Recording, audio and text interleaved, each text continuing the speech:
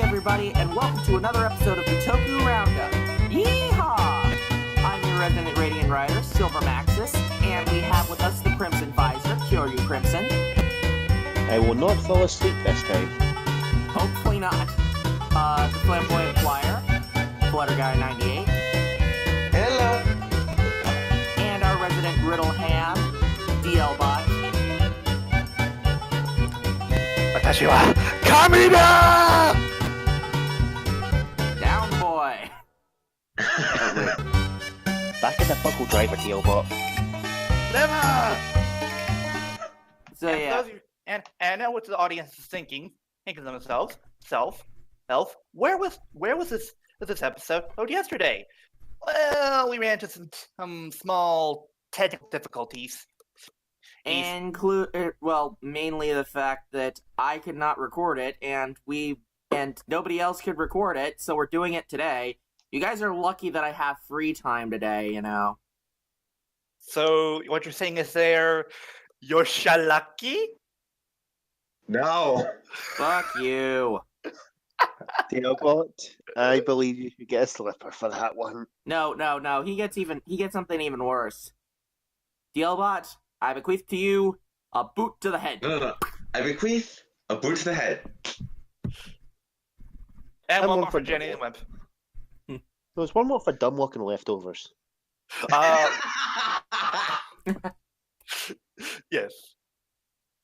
Hey, wait a minute. No, I thought I banned that nickname. Right. Okay. I'll phrase that.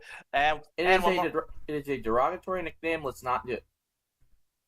And one for Space Brigade and leftovers. That's fair.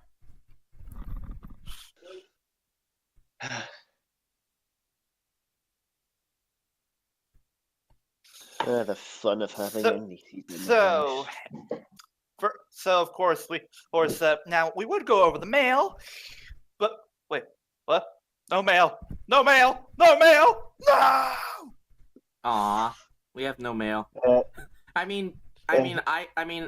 When I thought you guys were going to do the episode without me, I did do a weekly mail thing. Okay, now that's just cheating. Hey, you know what? I wasn't gonna be here, so I just wanted to have a little fun. Come on, guys. Fair point. I mean, he did say he was busy with stuff this week. Yeah. But yeah, it's like, although I'm looking at this and I'm like, yeah, considering what I had posted and saying I'm up in Canada and either kicking ass or getting my ass kicked. Spoiler alert, I got my ass kicked in Cardfight Vanguard. But yeah. Although I did write 2 questions for this. Well, technically 3, but so the first one I want to ask you guys is, what do you guys want the color schemes to be for our next Sentai, Pato Ranger and Lupin Ranger?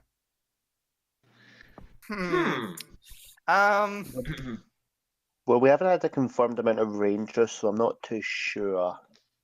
Yeah, we haven't. Yeah, that's a bit of an issue, but if I were to toss my hand to the ring, if we're talking about main colors, I'd honestly like for them to include green and black. Mm-hmm. Okay. And then my second question was favorite rider and rider kick, and they do not have to be mutually exclusive.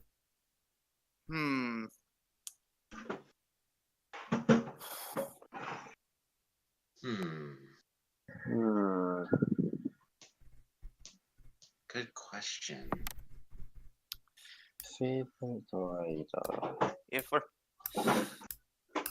does it have to be a main rider or No. I'm not going to answer this because you guys already know what my favorite rider is. Yeah. Mm-hmm. Although I will say that my favorite rider kick is the pinball kick from Drive. That shit is amazing. that one's a good one. Yeah. Yeah.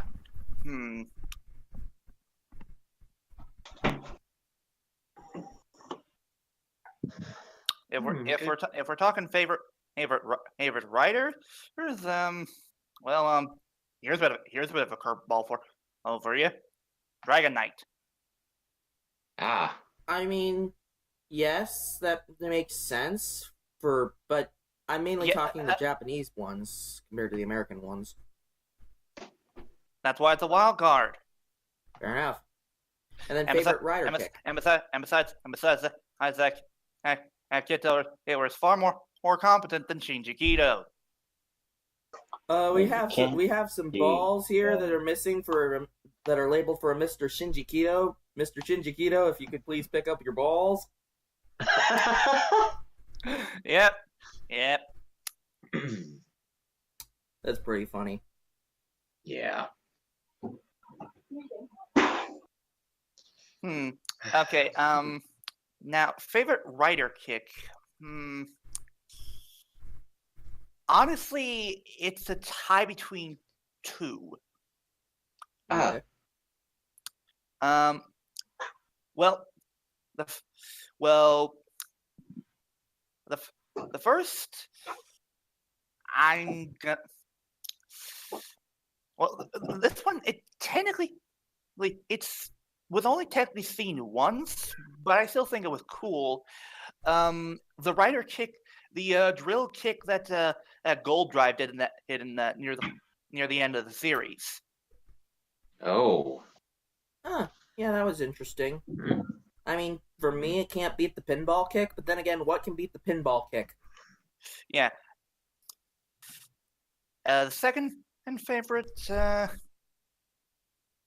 I'm telling you, I literally had it no more than a second ago, and then I lost it. Okay.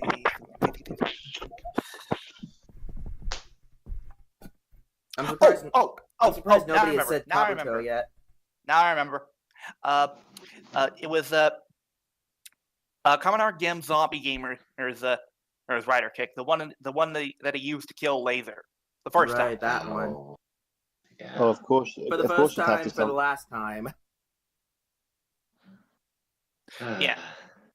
Mostly because of the fact that, according to wikis, the thing is, once that rider kick is activated, you have nowhere to. You can't run or hide. Ooh. You are literally trapped in the field and target range of the kick.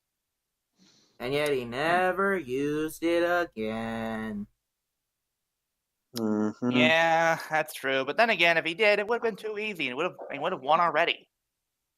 Right. Because he was a level X. Well, technically, he was level 10 first, and then level X. True. True. Honestly, thinking back on it, the level X thing was kind of bullshit. Yeah, level X was kind of just whatever. It just became whatever the creators wanted it to be. Right. Yeah. So for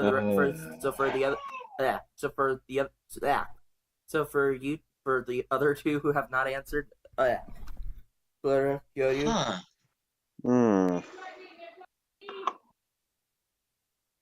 Dino for favorite rider, and then for favorite rider kick double. Yeah. I mean, I can understand Deno, like Ryotaro Deno, but it's like current Deno. No. Mm-mm. No. Can we all just Favorite agree? rider. Can we all just agree that once the Taros could start using the fucking belts on their own, that it just became absolute bullshit. Yes. Well, Yeah. let's be fair here. The last time that it was tolerable was in Final Countdown, where all the forms basically united together to kick some ass. Yeah, that was good. Every other Everything else, time, not so yeah. much. That made sense. Actually, And the fact that the Silver, Taros could possess anybody rather than singularity points. Yeah. Yeah. Also, I actually just thought of two others that I remember fondly in terms of rider kicks. One of them was Wizard, Okay. Yes. and yes. the other Kick Kiva. Strike. Oh, Kiva. Wait, you talking Kiva Emperor or Kiva Normal? let's say both. So just the wake up in general. Yeah, Yeah. but Although- my personal favorite is definitely the first wake up, mostly because of how it basically occurs. He raises up his foot as Kiva basically flies around and it unlocks chains as the sky is basically turned to night with a full moon in the background. Before Kiva then jumps up and flies down, deliver a kick so powerful it leaves his fucking emblem in the ground. Yeah. And then Jesus Scorpio Christ. stole I that. remember the last time. Oh, yeah, Scorpio did steal that. Okay, yeah, technically, yeah, he did. Uh. But Oh, we're willing to excuse him. Takatora, you became a villain and then stole Kiva's shtick. Yeah, we're willing to let it slide because it's Takatora. Yeah. Mhm. And I'm let's actually having be quite a hard honest here, time he needs to. deciding. And let's be honest here, Takatora needed more badass moments. Yeah, he did. For as Yeah. cool as he was, he didn't really get too many badass moments. Mhm. He mainly just died a lot. Mhm. Yes. To be fair, Ghost did die more. Yes. Fair enough, but there is a reason why I say that the three main secondary characters in Gaim are the jerk, the psychopath, and the guy who dies way too much for his own good. Fair Mhm. point. Mhm. Anyways, and then Okay. my last question is, do you card games on motorcycles? All the cool kids card games on motorcycles. wait, Thank you. I'm here till Thursday. Wait, hang on. Did Kyoryu answer? Oh, right, Kyoryu, sorry. If I had to choose a favorite rider, probably G3X. G3X, why? Hmm. I just like the design. I mean, he's able to hold his own pretty well. Rider kick? Yeah, I'm thinking about it. So the thing that I would be doing today is this RPG of this World of Darkness game called Geist, and Mhm. I'm starting to think about it, and I'm thinking about how Agito, Gills, and G3X all interact, and that's Yeah. kind of similar to how, because my friend, who I'll just call him by his usual alias, Dusky, like how I'm Silver, you know. Mhm. Dusky ended up making multiple different, because originally you just play as humans that are brought back to life or humans that have died but came back to life due to making a contract with a spirit. And those are known as sin eaters. So like Ghost, Exactly. What better? only less shitty. Yeah, Yes. exactly. Yes. But he added in two other like ways to play it. You could play it as just a normal human, or you could play it as an Esper, who are just humans with enhanced abilities and stuff. And I'm thinking about it, and it's like, of course, it's like, excuse me. Excuse you. G3X fits into the mortal category, and then I don't know which is Yeah. Sin Eater and which is Esper, but it kind of fits Agito and Gills pretty well. Right. I don't know. So- Which would you say anyway. is which? I'm afraid I can't answer that since I haven't watched Agito. Fair enough. Anyways, Kyoryu, favorite rider kick?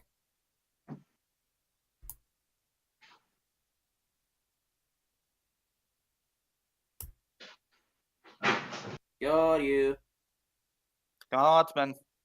Scotsman. Will the real Kyoryu Silver, Kyoryu Silver. Will the real Kyoryu Crimson please stand up? Please stand up. Please stand up. Hello? Hello, we can hear you. Hello, we can hear you. Sorry, my mother called me for making her tea. Okay. So, on the subject of favourite rider kick,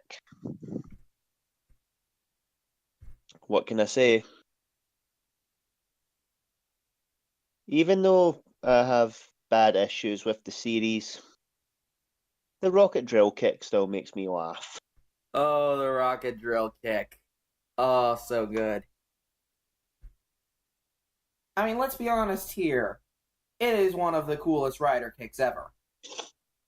Too bad I had to go to Body Forza.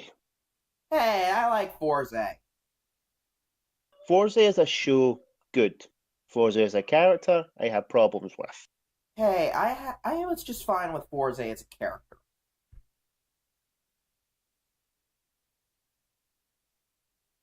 Here's the main thing, Kyoryu. I was pretty much Forza back in school. Mm-hmm. The very energetic and friendly type of person who just, he just was really excitable, And yes, I got made fun of because of how I acted. I know the feeling. It's like, and, people just calling me annoying and stuff, that was something I had to deal with. So you know what? It's good to have a relatable character like that in Gentaro. So yeah, I like Forza. Same thing with Jaden. I like Jaden from GX. He's a very happy-go-lucky and like optimistic character. I was gonna say, wait, which Jaden? Wait, what Jaden were you thinking of? Samurai. Oh yeah, that Samurai. Or wait, that Jaden. Mhm. Jaden was just kind of bland in Samurai. Yeah. Takaru Shiba could kick his ass. Yeah. I mean, I haven't watched Shinkenger, so. Mm-hmm. Anyways, And the thing is Silver, any quote unquote badass moments that Jaden might have had in Samurai. Takaru Yeah. did it better. Yeah, Takaru did it better, and he did it first. Of course. Yep. Anyways, let's move on On to the news. Well, no, we gotta get the riddle keyword puzzle. first. Oh, keyword puzzle. Yes. I'm pulling guts. So, the last week's keywords were siblings, fangs, and music. DLBot, tell them what they've won! Well, they haven't really won anything since no one in the audience guessed, but actually, Yeah. someone here in the call did. One Scotsman and here managed to figure out the answer or on a second try. Ooh. Yeah, but you kept cutting out there. Testing 1, 2, 3. Can you hear me? Yes. Yes. Yes, I can hear you. Okay. Anyway, the answer was none other than Nye and Mare from Kyuranger. What's that sound in the background? Kyoryu, is that coming from your side? Yes, sorry, my niece is in the room. Alright. Hello, Kyoryu's niece, but we kind of need to record a thing. Mm-hmm. How old is your niece?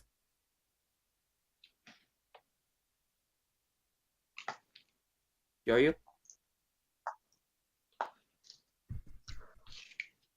Hello? Hello. Kyoryu, we can hear you. How old is your niece? Yeah. 3. 3? Aw, that's cute. 1, 2, 3. Anyways, let's focus on this part. So, DLBot, So yeah, so Nai and Mare. That's interesting. I mean, I haven't watched Magi Rangers, so it's like Yeah. Basically, Nai and Mare are basically the civilian form for what we know here in Power Rangers as Necroli. And the thing was, Nai and Mare were obviously siblings, and in one episode, they did actually we have a plan where they basically sang at a concert and then and bit most people there to become vampires. Mm-hmm. isn't that what Necroli did in Not quite. What? Quite. The thing is, in Mystic Force, it was a DJ club, but in Magi Ranger, it was just a concert. Okay. With Nye and Mare basically being the idols that were singing. Because of course they would. which Of it- course which- Japan would do that. Those two don't look conspicuous at all, do they? I Mhm. mean, to No. be fair, they could pass it off as costumes. True. I mean, like, Nye and Mare were kind of a weird duo in Magi Ranger because, well, if you say their names together, what do you get? Nightmare. Nightmare, yeah, I know. Mm-hmm. So Japanese wordplay. It's fun. But one thing I have to wonder is why is it that the two of them fused together into I forget her name. I forget the Japanese name. Kyuranger. What? Yeah, Vancuria. Valkyria.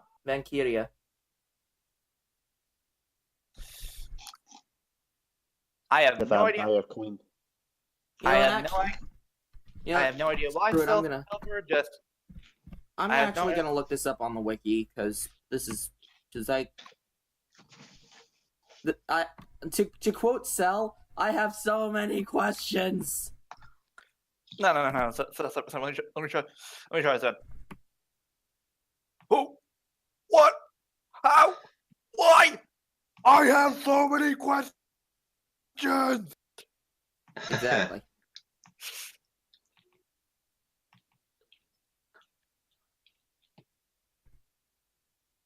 Thank you. Okay. I just found this on Twitter. This is actually pretty funny. Ooh, where's the thing? I can't find the thing. There you are. What? Somebody skipped leg day. God damn it, Sky Warp.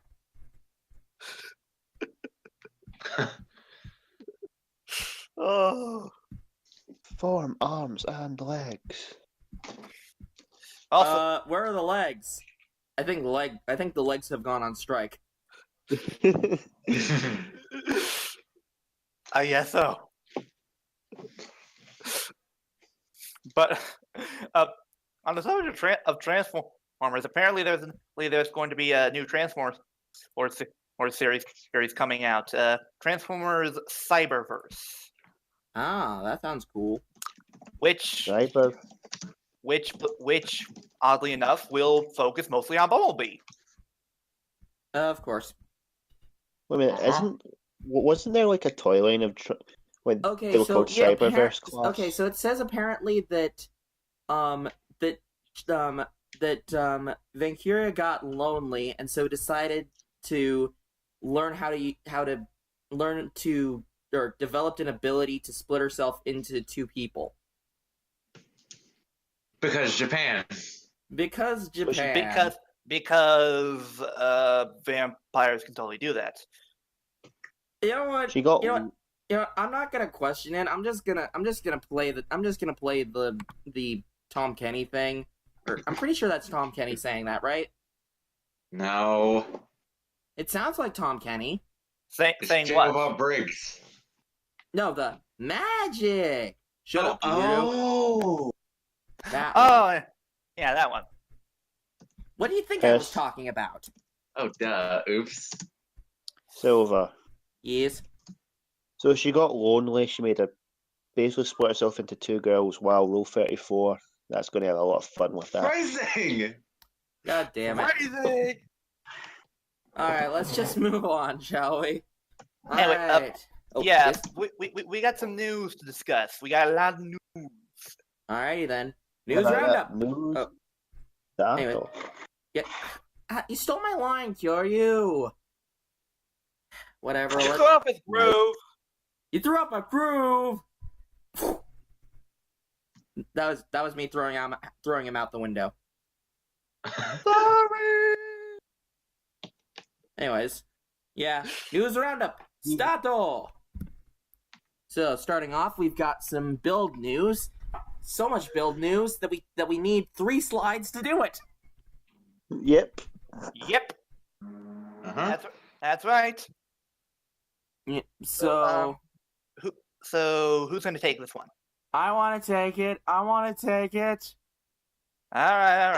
right. Okay, so so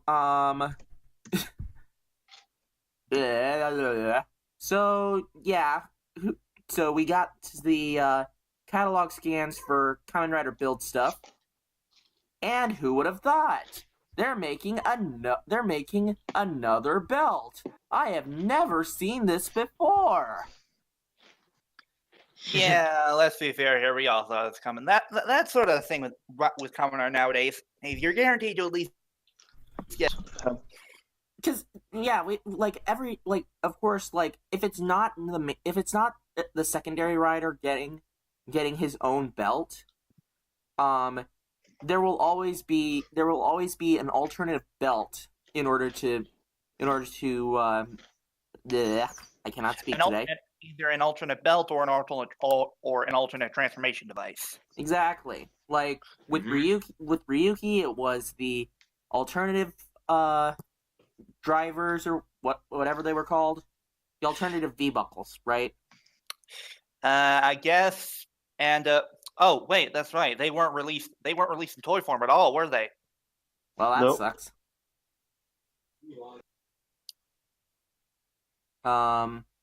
Let's see, and then with I cannot remember any of the ones that didn't have a separate belt for their guy. Gaim, there was the Genesis Lock Seeds. And the Genesis driver. Yeah, the Genesis driver, that's what I meant. For Ghost, it was the Mega Uloader. Probably one of the only good things to come out of Ghost.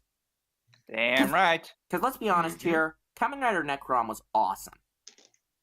Yes, he was. He should have been the main character. Yes, he should have. Uh-huh. And then for X-Aid, it was the Buggle Driver and the Buggle Driver's Y. Yes. So yeah, so for this one, we're getting 2 new riders revealed: Kamen Rider Grease and Kamen Rider Rogue. Which Kamen Rider Rogue, I'm guessing, is Night Rogue with a new bunch of stuff. Yes. Yeah. They will how much in chaser of you? Well, we will see what happens. We don't know why. No. I mean, basically having a quote unquote non-writer form and then in a official writer form after. Yeah. Fair enough.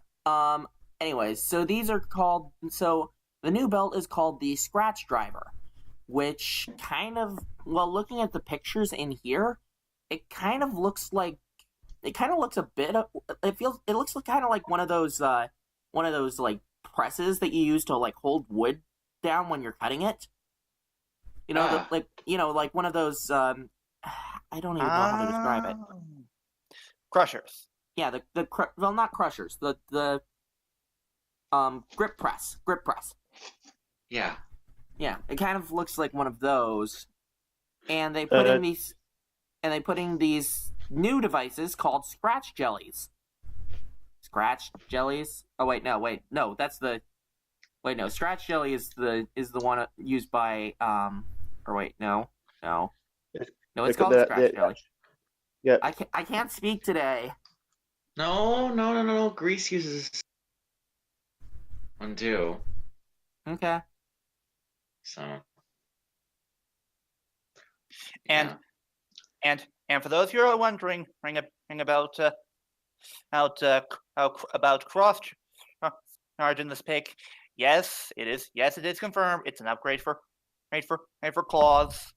I am getting some. I'm Or getting some cross. Kamen Rider.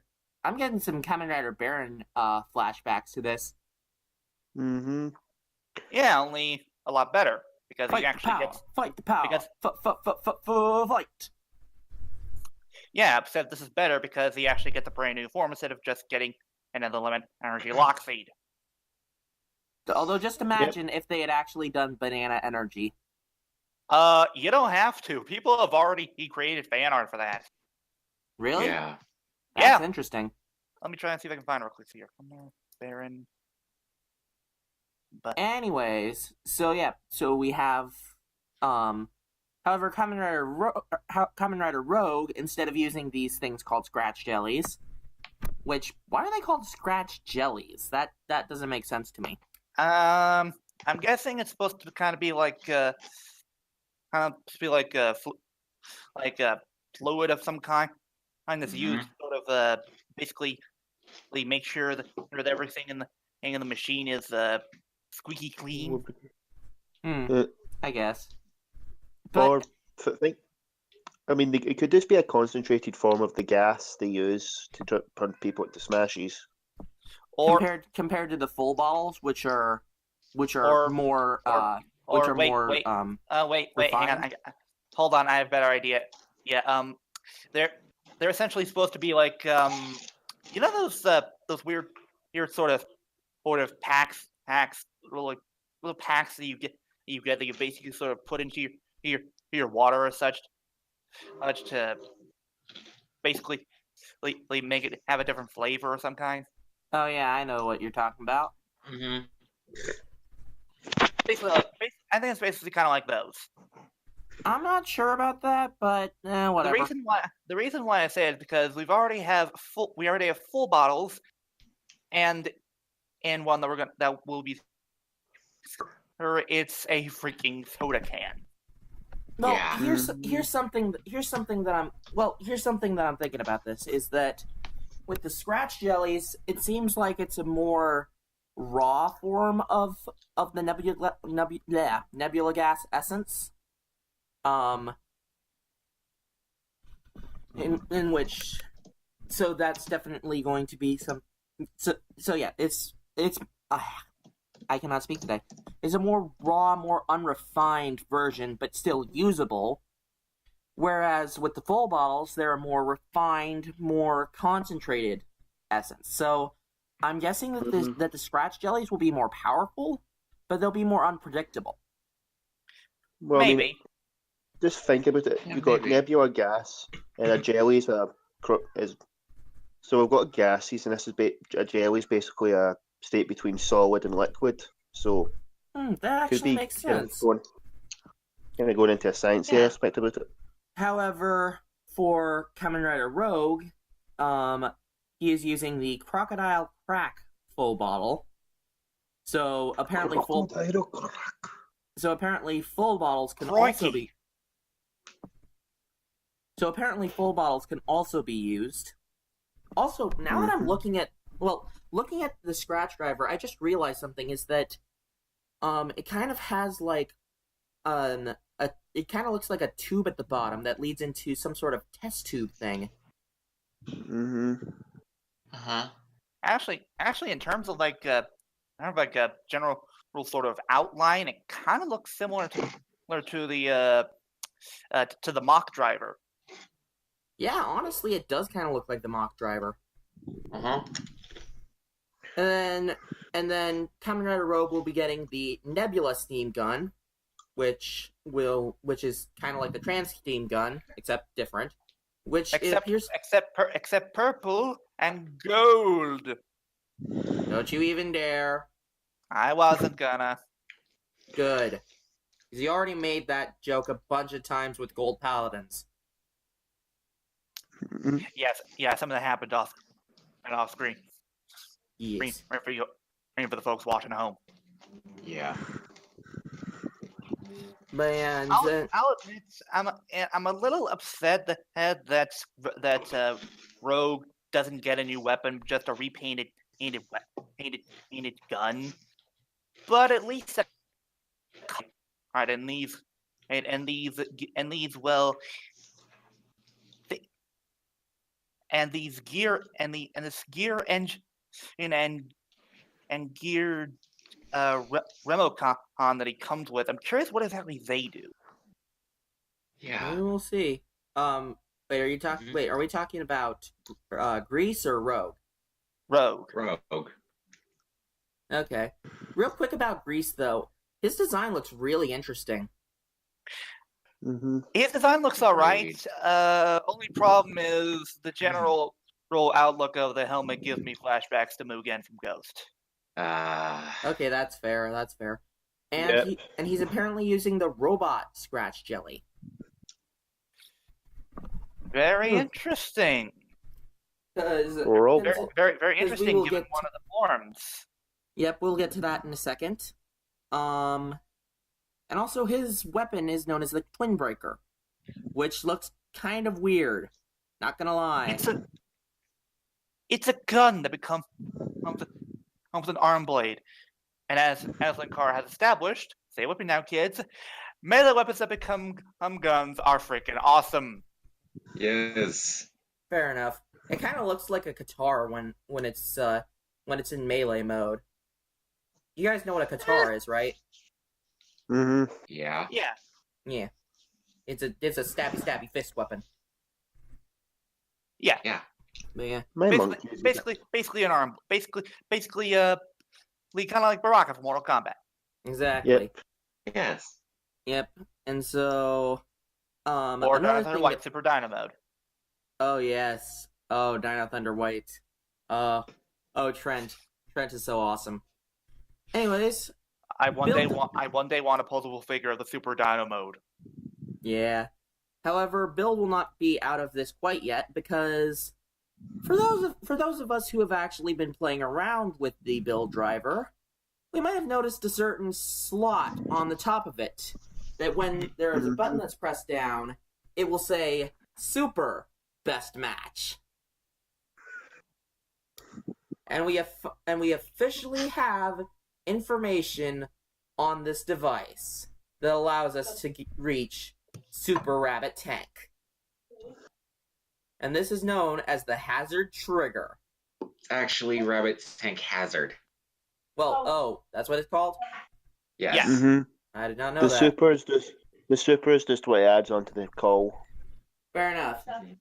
Although, I do have to wonder, is this his final form or just a super form? No, this is not his final form. Oh, Super. Silver, come on. Do you really think this is his final form? Well, it's like, we have Rabbit Tank Hazard, and then we have Rabbit Tank Spark. And I'm like, it's like, you're giving, like, it feels like they're giving us the final form early. Silver, I doubt this is his final form. Sparking is most likely his final form. No, I don't think Sparkling is his final form either. Huh. This just doesn't make sense to me. Guys, here's the thing. In second quarter or toy catalogs, they never reveal the final form. No. They usually wait till the fourth quarter. Yep. Then what? Then why? Then what is up with Rabbit Tank Sparkling? My guess is supposed to be my guess, basically the mid-show upgrade, and Hazard's basically going to be like the Fang Joker. Yeah. I mean, technically, Fang Joker was the mid-show upgrade. Okay, guys, scratch that. Basically, the Dragon States from Wizard or the Rising Forms from Kuga. Okay, that makes sense. Yeah. Makes a bit more sense. It's It still just like, it does not make any sense to me. It's like, it's a good thing that Build has been really good with its characters, because if it was like Ghost, then we would be ragging on this shit all day long. Yeah. Yeah. Oh, and speaking of best matches, guess what? We got another one. A whole bunch of other ones. Jesus. And Hello. another Hazard best match that corresponds with another special best match. However, here's the thing.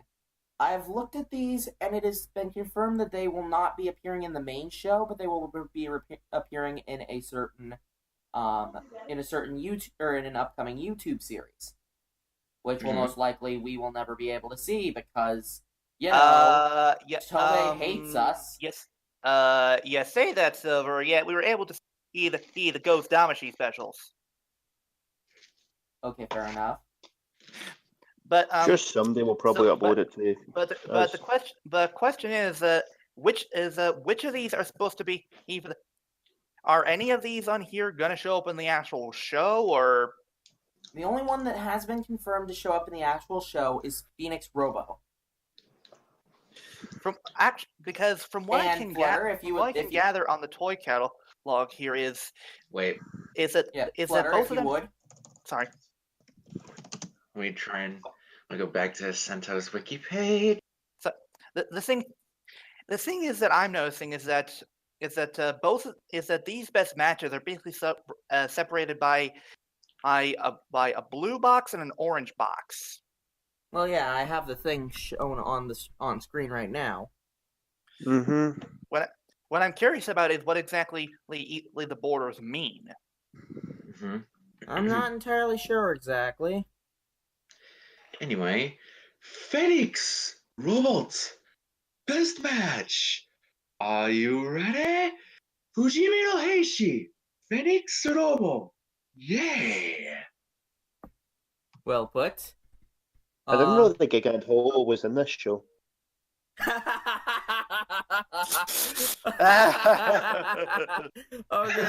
that was beautiful. That was great. That was amazing. Also, one thing I noticed is that one of these best matches harnesses the power of the greatest evil known to man, ancient Egypt. Oh yeah. Wait, what? I don't get it. Yeah, pyramid. Oh. So if I Wait, I have not looked at these for like a little while. No, it's actually Scorpion Gold. It's actually Gold Scorpion. Don't you dare! Don't you dare! I wasn't. It looked like you were about to. I wasn't, but also, one thing I'm noticing about these best matches is it just me, or do a few of them kind of look a little bit too similar? Like, for example, the penguin one and the turtle one. Oh yeah. Or the smartphone and the unicorn. Yeah. I don't know. It's a bit weird, but but wait, there's more. Oh yes, there is more. We have our first reveal of the rabbit tank sparking. Which is a giant soda can. And behold, the return of Pepsi. Pepsi Man. Dun, dun, dun, dun, dun, dun, dun, dun, dun. Okay. Now I suddenly want someone to make a faux Pepsi commercial, but replacing Pepsi Man with Kamen Rider Build. Oh yes, Yes. I mean, it would fit for his color scheme because Pepsi Man is because Pepsi Man is blue, red, and silver. And what are the colors on Build? Blue and red mostly. But there is some accents of silver. True. It works. It works so well. So, ladies and gentlemen, we introduce to you Kamen Rider Pepsi Man. Have fun, memeing the shit out of that, boys and girls. Exactly. Yes, I want this to be a meme. People, you need to make this a meme. Make Kamen Rider Pepsi Man a meme. You know what, Silver? next Toku riffs, I'm making that a thing. That's Yes. technically a spoiler. Oh right. I mean, you could probably just no. Photoshop a Kamen Rider belt on Pepsi Man. I don't have to mention the sparkling thing. I can just do it with the basic form. Oh yeah. Fair enough.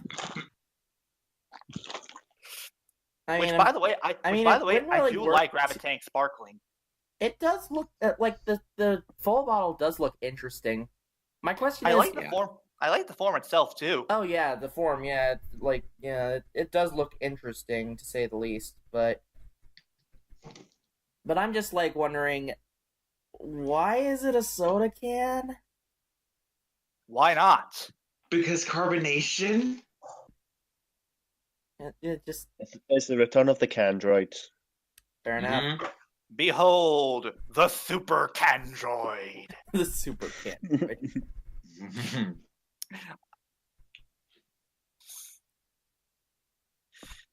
I'm honestly curious as to what exactly is how exactly the show is going to integrate these into it.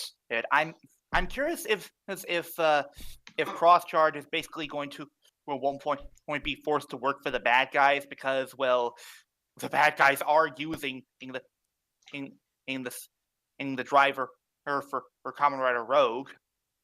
Well, there is also another thing that could be about. Because we had talked about this beforehand, but it does seem like Bloodstark is getting a bit impatient with Night Rogue. Well, Yeah. I think you mean the other way around. Oh, Yeah. oh. I mean, it could be both ways. But yeah. Also, most of the stuff is scheduled to come out on Christmas. You know what that means, kids? Somebody's Okay. gonna die. No, guys. That's a What little happens dark. every... What's that? It's Kamen Rider tradition and Silver. At most Christmas specials, someone dies. Laser died last Christmas. Nobody died during Gaim's Christmas. Ironically, But they that was the one that died had the soon most after. death. Fair, but they didn't die on Christmas. True. Well, it was the Christmas episode. Yeah. But yeah, so thoughts on all the Kamen Rider build news? We got a lot. I'm Building's looking- honestly excited, but I'm also a little bit worried because it seems like a bit much to put into build. You already Yeah. have at least 5 forms. Yeah, Yeah. seriously. As But well I as will all s- of the mismatches. You mean the trial Mr. forms? Yeah, the trial forms. Yeah, the trial forms. The mismatch I- is something else. We'll get to that later. Yeah, which I have to say is I absolutely love Kamen Rider Rogue's design. It does look really cool. Yeah, it does look very cool. The teal and the purple, it all looks so good. It honestly kind of makes it look like a Decepticon. Oh Yeah. my god, it's Skywarp!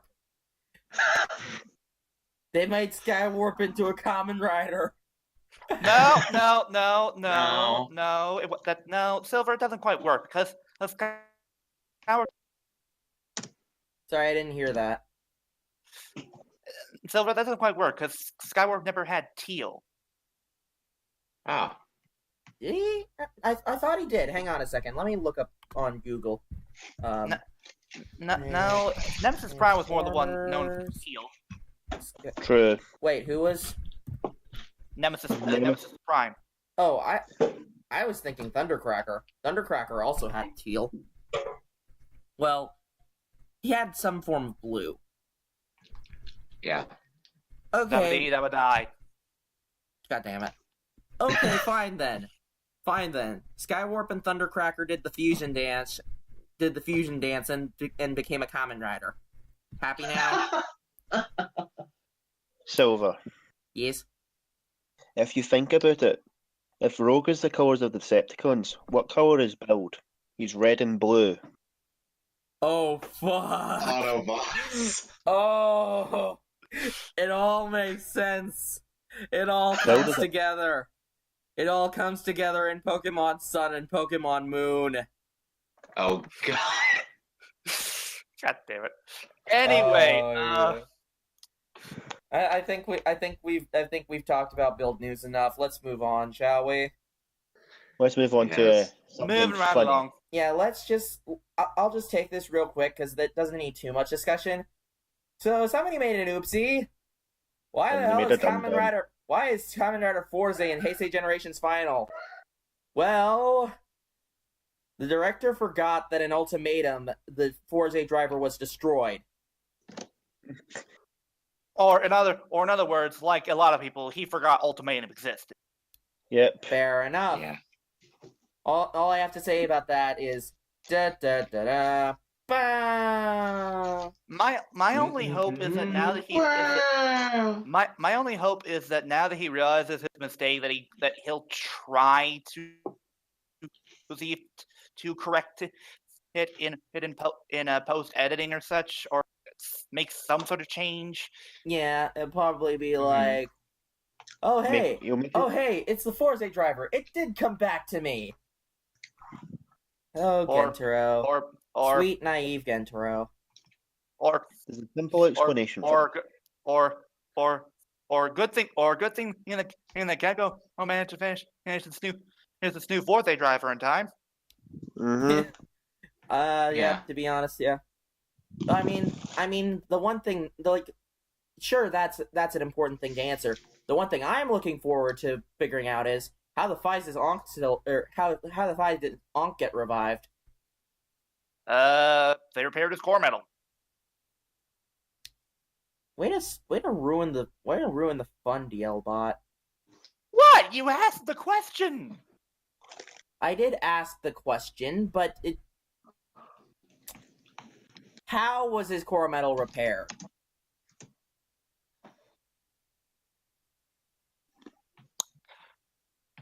Yes. The answer is yes. That's not a good enough answer. Well, then let me retort to you. You with this quote from Solid Snake. Not happy about it. Get over it. Yeah, well, I'm not as obedient as some call me Johnny. I won't just say yes, sir. There's a simple explanation for this. Damn it, Gosei. Anyway, but yeah. Whoops. Whoops. Anyway, so moving on to the next one. Who's got this next article? Let's let DL take this one. I don't want to take this one. This one's boring. I can take a third one in a row if you want. Fine, I'll take it. Okay. So, two of the most recent Kamen Riders, main and secondary, are starring in a J-drama. Rikuo. We didn't hear the entire thing of that. Well, two of our most recent Kamen Riders, main and secondary, are going to be starring in a J-drama based off of a popular novel, Rikuo. Wait, I thought that the two people in question were. Oh wait. Okay. Go ahead. Wait. Yeah, there was some other people. Well, it's two main writers, a secondary writer, and an unofficial senshi. Yeah. Anyway, the actors who played and Shinosuke from Gaiman Drive respectively, as well as... sorry, it cut out again. Well, the actors who played Kota and Shinosuke from Drive respectively, as Gaiman well Drive. as... Yep. Yeah, as well as Spectre. Hey, Spectre. And Hey, to be fair, Spectre wasn't that bad. It's just that he didn't get character development. True. And his V cinema sucked. Oh yes, it did. It sucked. It sucked hard. Fair enough. Anyways, you're And a certain nerdy, technically official thanks to the events of Space Squad, will be in a J drama. Will be in this film. Will be in this drama. Yep, Akiba Red, Kamen Rider Spectre, Kamen Rider Gaim, and Kamen Rider Drive. Well, this is an interesting development, I'll tell you what. Uh-huh. Yes, it is. This is Just don't. this is like Johnny and Bosch showing up in an anime with Jason David Frank and Austin St. John. Oh, Which that would be a very interesting anime. yeah. Hmm. Very much so. Anyway, don't show- Gaku Sano will be playing Naoyuki Kazuka, an athlete for Asian industry, while Ryoma Asian Takeuchi industry. will be playing his rival, Hiroto Mogi, from representing Daiwa Foods. And Masato Wada will be playing Takao Hirase, and Ryosuke playing Yoshida. So yeah, we actually get a Gaim versus Drive. Yes. There's not riders Hmm. Of course. with Spectre and Mecha Rule 34 fan. Yeah. Anyway, So yeah, I think this is interesting. Probably won't see it, but it seems interesting. yeah, it's Oh, nice. what? It's Yeah. nice to see. It's nice to see Gaku-san going back into acting, and, Mhm. and since well, he's coming back, of course, for Heisei Generation Final. Where Yeah, the hell is Shinosuke? He's taking care of Future Eiji. Drive.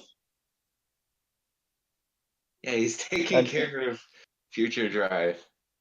Right. They would then AG. go back in AG.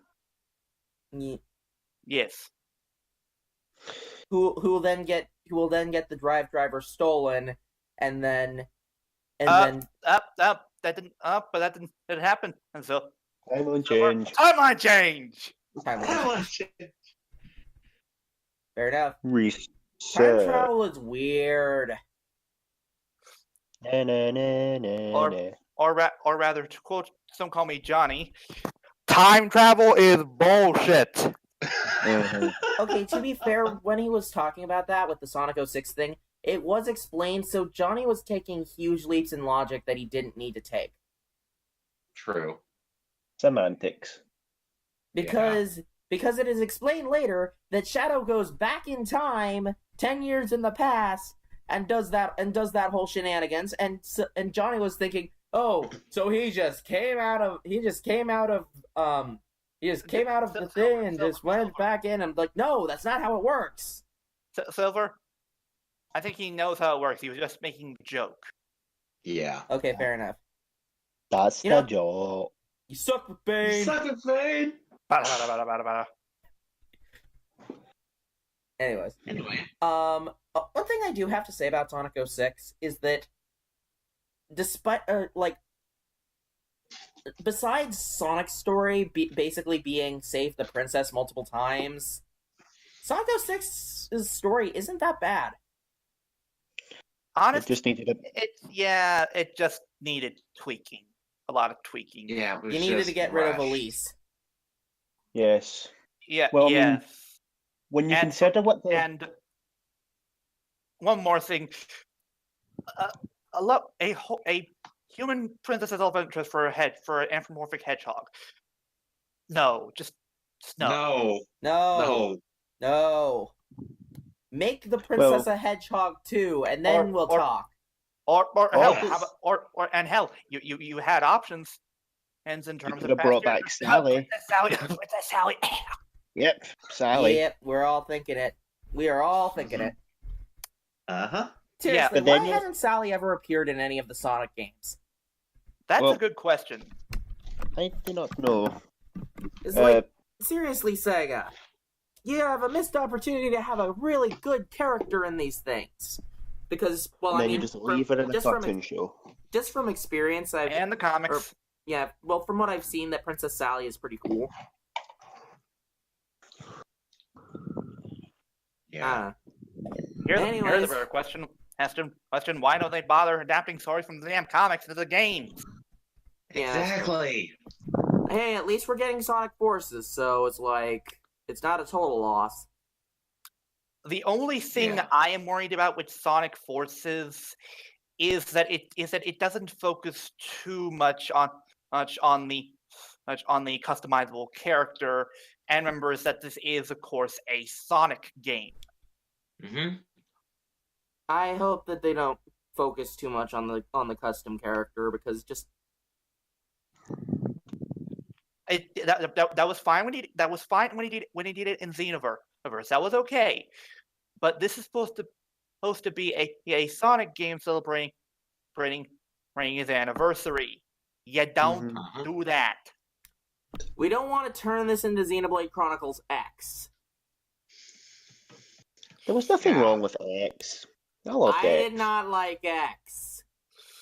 It was Okay, a disappointment. Okay, we're And getting. here's the thing. This is coming from the We're Xenoblade getting- fan who Same. I played X. I tried to like X. I could not get into X. It was repetitive. It was hard. It was just boring. I didn't connect with the characters as much as I did with the original series. And the way you picked your characters and leveled them up was horrible. It is an absolutely disappointing game. Silver. And just I'm so glad that Xenoblade 2 is actually going to its Silver. roots. Yes. We're getting off topic. Yeah. Hang on, let me just finish this real quick. I Silver. It's nearly 6 o'clock. Fine. Well, 6 o'clock your time. Yeah. Yes, I know you guys want to do Toku riffs, even though you have a commitment to this thing and you can go on to Toku riffs anytime. But it's more fun to watch it live. Really, DLBot? Really? What? Guys, back me up here. You can be a little bit late for this, okay? All right. Okay? The podcast comes first. We all signed up for this. And for those who are wondering, wait, Silver got to go to a Cardfight Vanguard tournament. How is that any different? Well, I had thought of a plan for how to do this, and then the plans fell through. Okay. Kikakudori did that one night. Yeah. Exactly. Kakariko blew up. Yep. Moving on. All right. So on to the next one. My news. Kyoryu's got the Geed news. Oh wait, I did the wrong thing. There's the Geed news. Okay. Sorry, I put Bluefin in front of the Geed news. Botch. Grab some scotch, never without a botch. I'm surprised that they stopped using that one, because that was probably the best one that they've done. Situational. They update. I They know have it's to update it. They situational. have to keep it constant. I Yeah. know, but I like that one more than the other two that they've done so far. The best match one is funny. Uh-huh. Fair enough. Now, Ultraman Geed, the movie, slated Featuring for Orb. next year, featuring Orb and Zero. The full title and Knuckles featuring Dante from the Devil May Cry series. God. that joke. Oh. Hey, Now, they laughed. I did as well. Now, the full title for this movie is called Kirubaris Ultraman Geed the movie. It takes place after the series. So after Oh. he kicks Oh, how- Belial's ass, hopefully. I don't know. How Orb of you. Mm-hmm. Exactly. Oh. Well, I mean, Orb is showing up in this movie. True. Now, there has been some rumors that the actor for Guy they're discussing about bringing him back because they might just keep them just in their ultra forms and just use voice clips. Yeah. That Huh. But sucks. we don't know yet. That would be However, dumb. That would just be dumb. we have a new form revealed in the magazine scans. Here's a real original name from Subaraya. Ultraman Jeed Ultimate Final. The original, guys. Ultimate Final. It is moving. It's not even his final form. They Well, stole my actually, joke. it's actually meant to be stronger than his final form. So once again, this isn't even his final form. Yes, because his final form will have debuted in the series by then. Yeah. Royal Mega Master. Which, Yeah. by the way, is it just me, or does the top of the weapon for this final form kind of look like the Ginga spark from Ginga? True. Do we want to bring Yeah, up that I can of can see where worms you're coming again? from there. Okay, hang on. Ginga wasn't bad. It was Ginga S that was the bad one. Okay then. Okay, now back onto Jeed. Also, I've noticed something. They've changed. They started doing it where in Ultraman that have they still been doing it where the Ultras bind to a human, or is it been how I've been seeing it where a human gets to turn into an Ultra, or the Ultra has a human form like with Mebius? I mean, It changes. It alternates. Okay, well, I don't watch Ultraman, so I wouldn't know exactly. Silver, Ginga and X had human hosts. Orb and Jeed are the Ultras in basically human forms. And X basically is a fusion of the ultra of basically the actual Ultraman and spirit and well the human. Mm-hmm. Wait, which one? X. Oh, X. Okay. The one with the headphones. I don't know. Also, wait, isn't Ginga a human that can turn into an Ultra? No, Well, Or is Ginga actually an Ultra? he's a universal god who took the form of an Ultra. Because Ultras were known as were basically the peacekeepers of the galaxy, so he basically took their form as being the good god. I'll Okay, explain it and later. so he gave his power to Ginga's human He form. He basically got trapped in a spark ball, which basically allowed Ginga's human form to basically tap into the power and become the Ultra. Fair enough. Now, Yeah. this form is rumored to be more powerful than Jeed's final form, Royal Mega Master. The item used to transform into this form is called the Giga Finalizer. It is basically that the sounds sun's interesting. What did you say this over? I said that sounds interesting. It is. People have been saying it's probably a reference to Ultraman Belial's weapon, the Giga Battleizer. Yeah, that probably is it. And for those of you who don't know what the So deal he with the got Giga this weapon from his Battleizer daddy. is basically the Giga Battleizer basically lets Belial control a grand total of 100 monsters at once. Jesus basically Christ. it's a staff Pokeball.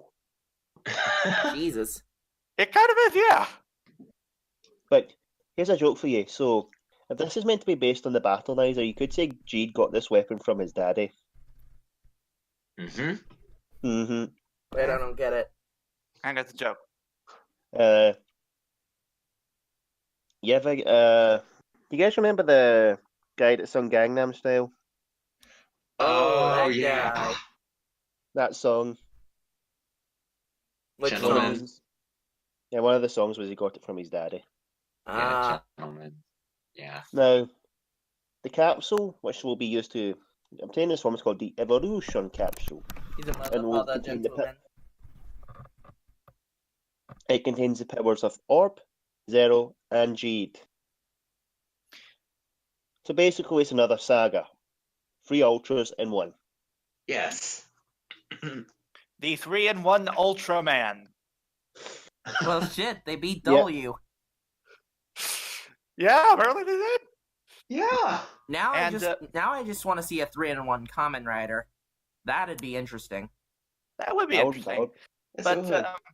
I highly doubt they do that, but and then there's and of course in one of these scans we have the reveal of certain monsters for the movie, and oh wow, Galactron's actually getting another form.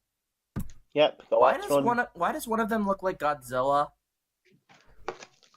That's Giru Barris. Basically, the plot of the film is Giru Barris wants to destroy the universe. The Ultras don't want that to happen, so they go and fight them. Because of course they're gonna protect Earth. Well, they're protecting the universe, but Earth the universe. especially. Yeah. Why is it that they're so centered on protecting Earth? Like, why do these monsters always want to attack Earth? Because plot convenience. Yes. Also, Silver, to explain why the Ultras protect her, you've watched Maybe right? No, I have not. Basically, Maybe explains that because the Ultras used to look like humans, they basically see the humans as past versions of themselves, so they want to protect them. Huh. Okay. Huh. Although. Okay. Because basically, the Ultras' planets, like their university's sun died, so they created an artificial sun Yeah, that I know about mutated them that into much. Ultras. Yeah. So basically, They turned them into giant silver men. So they basically saw humans as like younger versions of themselves. That's why they protect them. So are they gonna create an artificial sun for Earth if Earth's sun ever gets destroyed? Maybe, I don't know. Maybe. Now that would be an interesting plot. Think about it. Just like humans end up getting evolved by an artificial sun. And we Maybe all for a turn into future Kyuranger. Ultra series. Who knows? Maybe. Or if a human ends up going to the land of light. Oh, they actually. That had happened before, more technically. Wait, Well, what happened to the human? They were kept inside a shield that stopped them from being burned to death by the artificial sun. Ah. Yeah. So basically, if humans were to actually go to the planet of Ultra, they would be extra crispy. Aww. Yeah. Original recipe, extra crispy. Anyway, so yeah, look forward to Ultraman Geed, the movie, featuring Orb and Zero. You know, I've noticed something. Ultraman doesn't have a traditional crossover special that they do, like how Super Sentai and Kamen Rider do. It's always like they always just randomly appear in general in episodes. Yeah. Then again, this is coming from the guy who knows more or less nothing about Ultraman. Uh-huh. If you guys are hearing clicking in the background, by the way, I'm playing with a pen. I don't know why. Anyway, next up we have since I haven't taken anything yet, I'll take this. Alrighty, go ahead. All right. For those of you who remember our good friend Bluefin, who gave us the very cool figure arts for Shinken Red and Shinken Gold over here in the States, they finally As well opened as the laser blade. Oh, wait, they yes, actually the did laser blade. Wait, they actually did that? Yeah. Huh. Awesome. Anyway, they have finally announced that they are announcing an Hop Online. And one of their first moves is they are basically restocking some event exclusive things. Yeah. Products. Which is and two of those are the figures that you see on the left and right. I'm pretty sure one of those is from Saint Seiya. The other Gundam, some kind of, I don't know. It's definitely a Gundam. You know, speaking of Gundam, so I've talked about my experiences at Japan World Heroes beforehand, but I should tell that I did end up going with my great aunt and her grandson, which would I call him my cousin because whatever. It's complicated. Regardless, my cousin had been telling me a bunch about Gundam because he's a huge fan of it. And of course, me being a huge fan of Kamen Rider, I of course showed him Kamen Rider W. And what do you think? Well, he loved it. Excellent work. Yes. You converted another silver. Well done. Although I've realized something. Why the hell have I never watched Gundam before? Because I'm talking with him about this and hearing about all the stuff that happens in Gundam, and I'm like, wait, why have I never watched this? It's basically giant robots. I love giant robots. Chicks dig giant robots. We dig giant robots. Yeah. Exactly. Please tell me you knew what I was referencing. Oh, right. It was Megas XLR. Ding. Yep. Silver, I'm actually surprised you haven't seen Gundam, because some of the dimensional police are actually based on Gundam. Oh, really? Yes. The thing with Gundam is, well, there are some shows that are hard to get into. There are some that are easy, and there are some that You should have all heat. I mean, that's the same thing with Kamen Rider. Well, Some Kamen Riders are easy to get into, some are harder to get into, and some you avoid. Where Kamen Rider usually has at least one special something that basically helps tie in continuity-wise as to where one series is compared to the other, Gundam does not. They're Depending totally on the show. standalone. Well, depending, because the original Gundam, Zeta and Zeta Gundam, Double Zeta Gundam take place in the same timeline. Then it switches a bit, and then it goes all over the place. It goes back in time, forward in time, different universe. And down wrong girl side. Wibbly wobbly, timey-wimey. I mean, to be honest, I just need to sit down and watch Gundam at some point. Just like binge watch it or something. Honestly, Silver, if you want to see a Gundam series that's, well, not exactly standard or it's something unique, I recommend Build Fighters.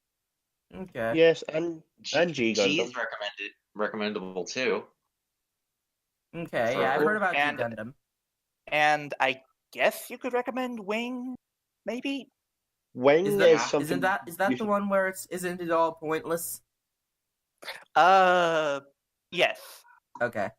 Zach. And it's also the one where you get to see the badass as that is Epion. Yep. Fair enough. But it's bullshit that it was able to beat the Mega Tiger Zord. Oh god, this again. Silver, get over it. How did the Mega Tiger Zord lose? That was dumb. Because the Epion was faster and it had better weapons. Silver, to explain the Epion system, it's a system that basically enhances the user's ability to fight by constantly. It thinks before the pilot does. It's a learning computer. But it's like. And also, the Epion has the ability to basically power itself up by basically giving more power to from its core, so it basically can just increase its strength when it needs to. So basically, it's basically put all power into forward thrusters. Yep. Mm-hmm. But yeah, this definitely seems interesting that Bluefin is launching a shop. Now, if only we could get a shop in the United States that released Kamen Rider and Super Sentai toys. Make it happen, Toei. Well, to be fair, there are some places I know that do actually have some. There's a local hobby town where I am, where it actually sells some figure arts, And two of the figure arts I saw in particular, one of them was Shadow Moon, and the other was Common Art Chalice. Chalice. Are you sure that it was Shadow Moon and not Robo Rider? Don't start. Mm. Don't you even fucking start. But the thing is, at certain locations, they do sell figure arts and such. But you're right, they need some sort of official store to sell them in, so that American fans can find them better. It's like, seriously, it feels like Toei just hates us. At times, yeah, it kind of does. It's like they won't give us any sort of Kamen Rider in the West. They won't give us any sort of Super Sentai in the West. Unless it's turned into trash by Saban. Yes. Certain ones. Certain ones. I mean, yeah, I was gonna say. Dino Charge was alright, and Ninja Steel is. Okay, I guess. I don't know. How is Ninja Steel? Ninja Steel's doing alright. Guess who's back? Back again. We already discussed this last week, guys. Let's not repeat ourselves. Fair enough. So anyway, enough with the basic news. Speaking of Bluefin, we got toy news. Yeah. Nope. Oh wait, no. We got Yes. characters. We got characters. Oh right. Of course. Over. I think you should take. I think you should Okay, take you this. know what? You get the slipper for that. You get the slipper for that, Botch.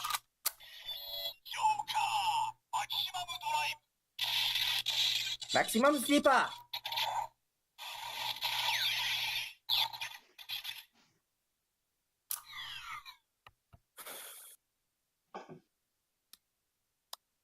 Also, I mean, Silver, you should. to be fair, I have an idea for using my Luna memory, but it ran out of batteries. Denied. Silver, just you can take this one because there's a certain character you love in it. Oh, I said shut up. Oh, fuck you, Kyoryu. I said Cody, you want to get slippered? That's how you get slippered. I was being sarcastic. I will go over the characters. So we have two new characters that are introduced for another ending for Kamen Rider X8 Another Ending, in which we have Yurina Yanagi, who is a genetic physicist who is trying to figure out how people are coming back from like being destroyed from the Bugster virus. And who I must say is easy on the eyes. Yeah. And for some reason you guys are thinking that she's gonna be the bad guy in all this. Silver, it's the natural order of things. When a new character is added to the good guy roster, they turn out to be the villain. And plus, it's always What about that? Hang on. What about the one girl, the pickpocket from Axel Returns? I retort to you with the cop from Axel's force. And what about Mock in the Drive special? Or well, I mean, yeah, the one girl from the Drive from Mock's Drive special. Okay, technically she wasn't the villain, but the villain was targeting her. So there you go. She will be related to the plot somehow, but I don't know if she'll be the villain or not. True. And speaking of villainous things, there's also the other character. We have Harry Sugiyama, who is a gaming rival to everybody's favorite Nico Saiba. And apparently he's also from America. Right, sure you are, kid. I don't know. He kind of looks American. He kind of looks like a girl, to be honest. How does he look American?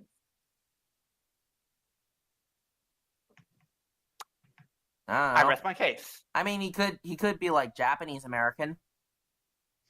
Because guys, remember, I am half Japanese. I have never been to Japan. I am American. True, but your argument is made invalid by one thing: that hair. Yeah. What's even wrong with his hair? I don't understand your argument.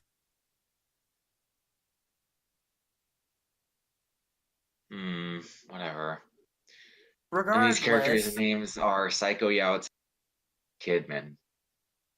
Wait, what? The names of their respective characters are Psycho Yao and Luke Kidman. Ah, Luke Kidman. What? that is the stupidest name I've heard in my life. Luke Kidman.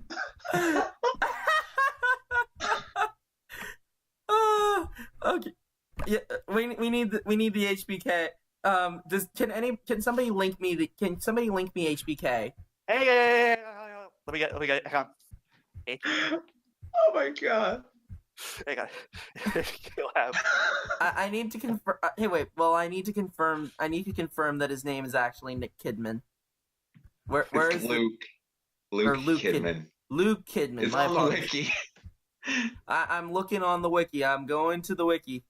I need to see this. I need to see this shit. It's on the Brave and Snipe page. I'm going to look at this. I'm going to look at this. It's, looking for character thing. Oh wait, Luke Kidman. Luke Kidman. There you go, Silver. There you go.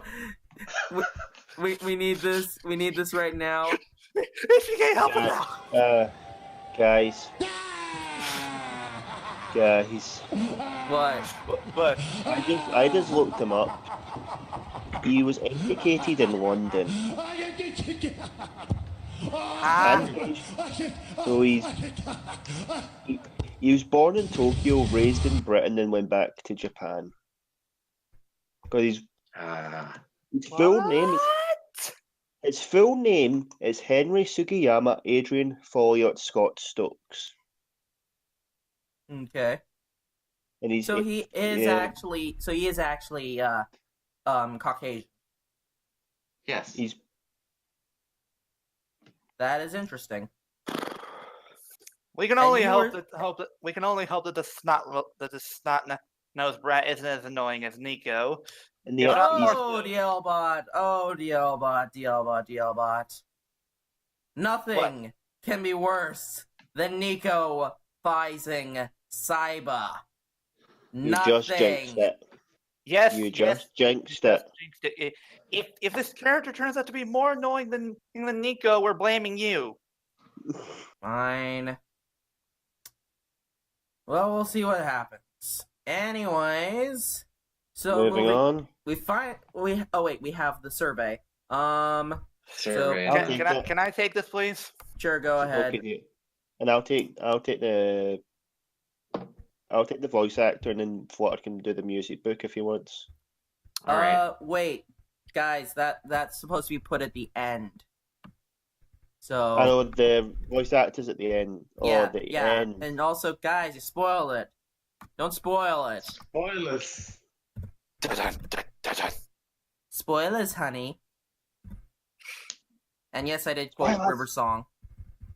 All right. So anyway, apparently there was a recent survey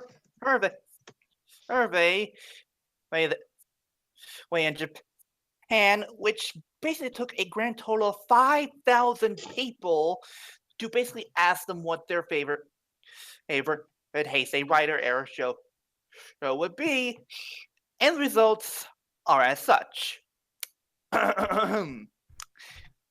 Number 10, Kamen Rider Kiva.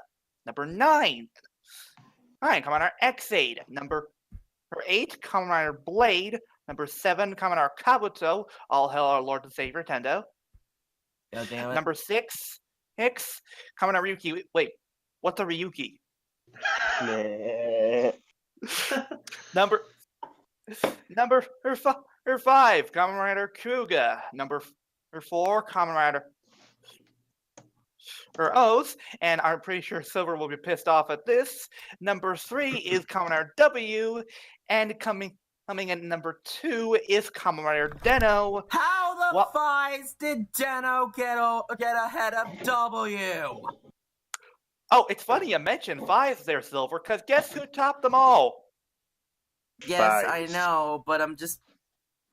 Yeah. Why would they Oh, say okay. that the overrated piece Yeah. of trash is better than one of the greatest rider series of all time?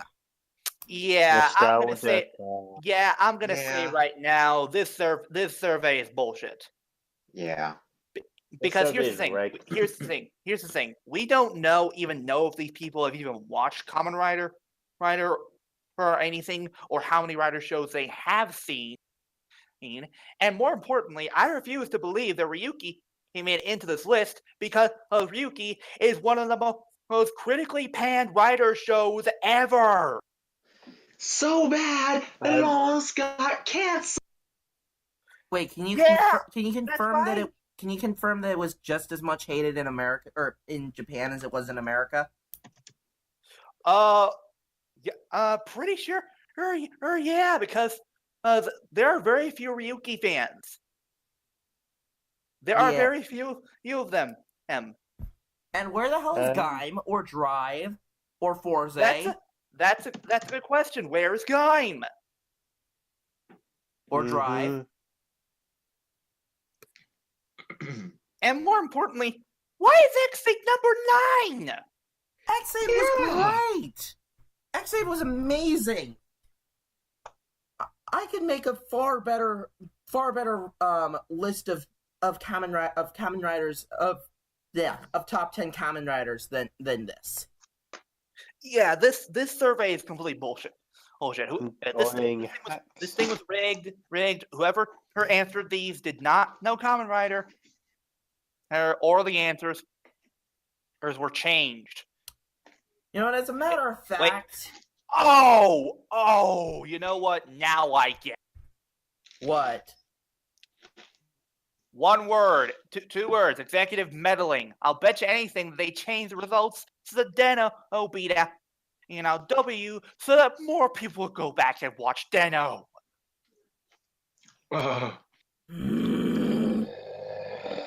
You know what, guys? I got it.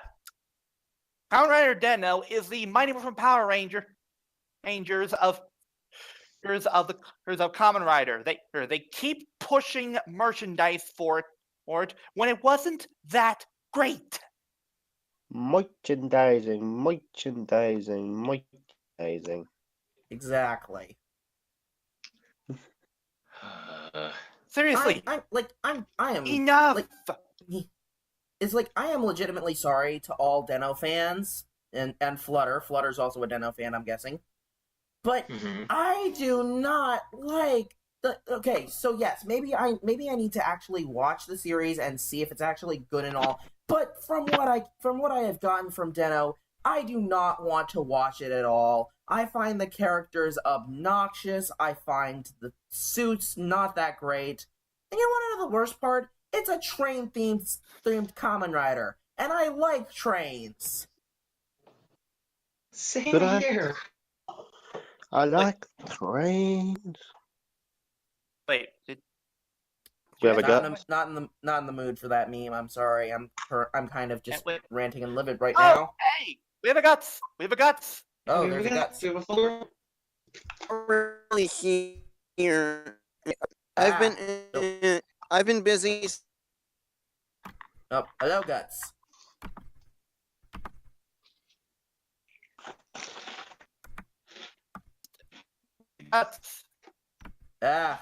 Hang on a sec. My internet's acting up. Let me just reset it.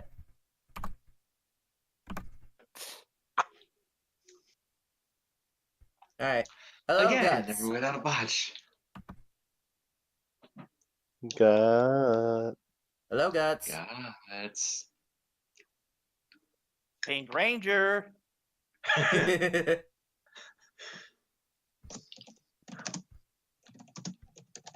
I guess too much pink energy was dangerous. Oh! Oh, excellent burn. Better have burn heal. Gonna need an incentive for that one. Yes. Anyways, so yeah. Writer survey was bullshit. Let's move on. So yeah, bottom line, writer survey is bullshit. Where the hell is Gaim? Fuck you, Deno. Exactly. And speaking of Kamen Rider, we have a Oh music book. wait, hang on. Actually, Silver, real quick. I think I just found something, and I'll cheer you up on DeviantArt. Ta-da! Well, okay then. Rule 63W. Okay then. Because why not? Guys, can you hear me? Oh yeah, There we we can go. hear you. I'm Yeah. I'm Welcome, currently Guts. away. I'm currently away from my computer, so that's why I'm not recording with the best equipment. Ah, It should be fine. yeah. Plus, I'm still busy. Well, Guts, if you're still busy, you don't have to come on here. Uh, There you go. yeah, So, Guts, I know I don't have to be here. but you want to. I'm just walking into my room to get some stuff because I'm done. I'm giving it to some of my friends. Nice. Okay. So Alright then. basically, I'm just hopping in. Okay, you're Alright. passing through Kamen Rider. Or you're passing through Turtle.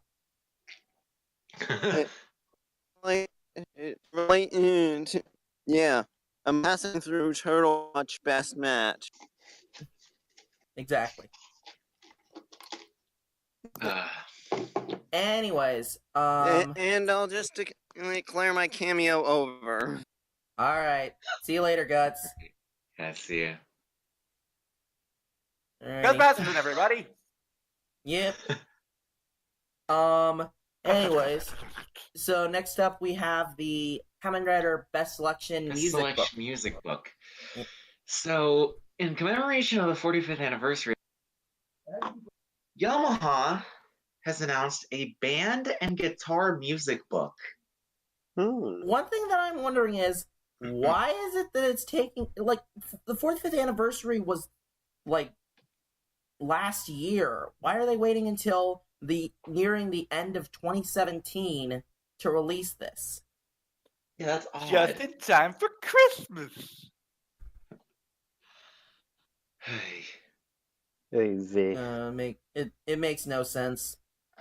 True. Anyway. It's as I said, just in time for Christmas. No, seriously, Anyway. I'm betting you that's why they delayed this thing Yeah, so that they can release most it on likely, Christmas. yeah. Well, then why didn't they just release it for Christmas last year? You see the problem here? Because Ghost was bullshit, and they were pretty sure not many people was buying King Rider merchandise that year. Yeah. Okay, that's fair. Anyway, the book in question contains a collection of 15 Kamen Rider openings from the Heisei and Showa eras, such as the opening themes from Double, Kiva, Decade, Forza Drive, V3, O's, and the original series, to name a few. Yes, The book is priced- WBX and Surprise Driver in this book. I love it. Okay. Serious question. You said there were only like 15 in here. Just to name a few, there's much more, I know. Okay, good. Because if they were releasing this big book and only including like a few songs, I would have scratched my head at that. Yeah, because 15 isn't that much. I've seen No. books have like 30 or 40 songs back when I used to play piano. Exactly. Yeah. Anyway, the book is priced at 3,000 yen and will be released this Saturday. That'll be interesting. Mm-hmm. Yes. Anyways, so yeah, honestly, like the fact that they're releasing the sheet music, which will probably be ripped and put online. Most likely. Yeah. I give it a day. You give it a D? A day, like a day before everybody just like coffee. Dave. Okay, I heard a D. I'm gonna say either a day or 2 days. Oh, a 3 days day. I tops. thought you said Dave. I cannot hear.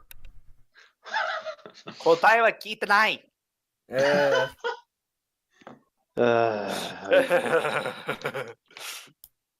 Watashi wa kitanai yo. Anyway, Alright, so let's move on to show news then, shall we? Wait. Yes, and we have a joke for this. The next one? No, yeah, for this segment in general. Yeah. Do you value a wallet? Okay. Do you valid? Okay. Do you value your wallet? Because if you do, then keep it away from the premium Bandai stuff. Fair enough. that would move on to the toy news, aka we have premium Bandai raised from Wisconsin for most of the recording. Kyoryu, you gonna be alright there, buddy? Hopefully, because the first bit is Ultraman news. And we know how much you love Ultraman. Yeah. I will give Premium Bandai 1+ for this because they're basically giving you the 2 items from Gaia at a price where it would probably be nearly twice as much just for one of them of the original toy release. What year was Gaia released? Gaia was. Hang on, I'm on it. I'm already on it. You guys gotta remember, I do not know, I do not here we know go. Ultraman. It was first aired in 1998. Okay. Mhm. So this was in the 90s, okay. Well, It was the the late 90s. Late 90s, Mhm. but whatever. So, first bit of Premium Bandai merchandise is the Premium Bandai Ultraman replica series Esplenda and Agurita. Which are what exactly? They're the transformation items. For Agul and Gaia. And I'm guessing Agul is Gaia's secondary Ultra.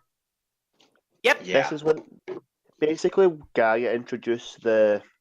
Because Tiget and Dinah introduced the form change gimmick. Gaia introduced the having 2 Ultras, one red, one blue. Well, I mean, technically, So- didn't the original so- Ultraman do that with Sophie? So, in other words, it's red versus blue. God damn it! To begin with. But didn't the original Ultraman have didn't the original Ultraman have Sophie though? Sophie is red and silver.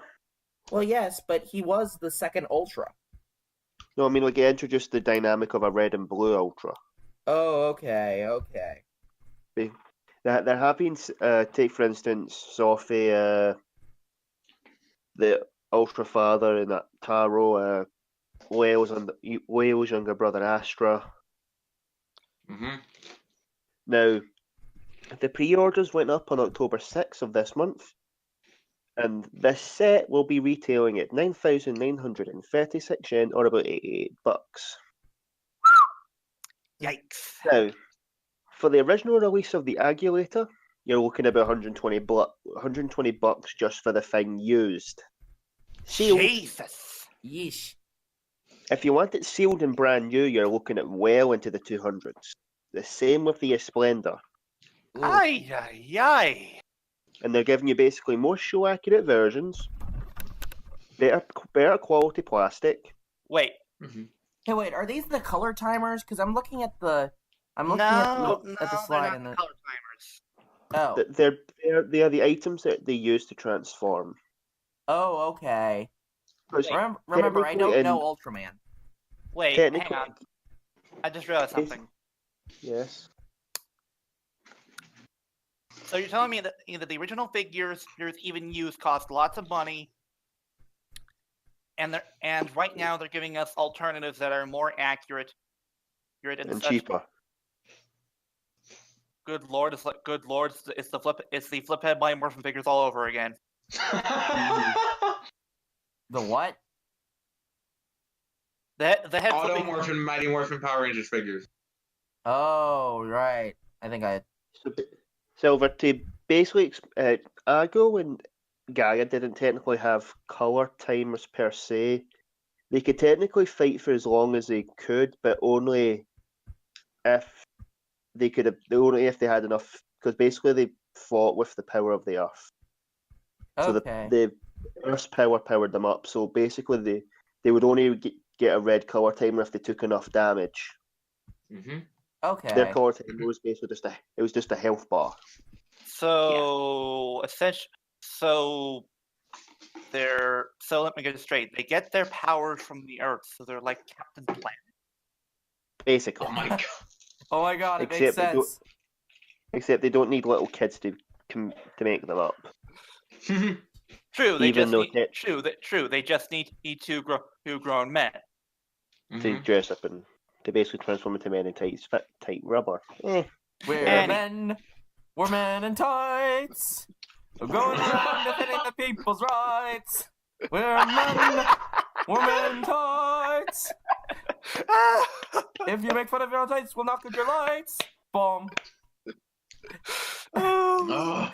Thank you. Thank you. Well done, Silver. Well done.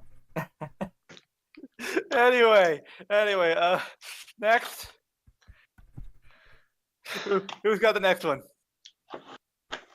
What do we got for the I'll next take one? it. Okay. Or no, Silver. No, go ahead, Silver. No, I was just looking at what it is. Oh, You can go ahead and take it. Well, in commemoration of the 25th anniversary, Freeman Bandai has announced the newest items in the Super Mini Pla line, which are Beast Knight God King Brachion, Super Beast Tank King Tanker, and Ultimate Daijujin, which can combine with Guardian Beast Dragon Caesar. What is Guardian Beast Dragon Caesar?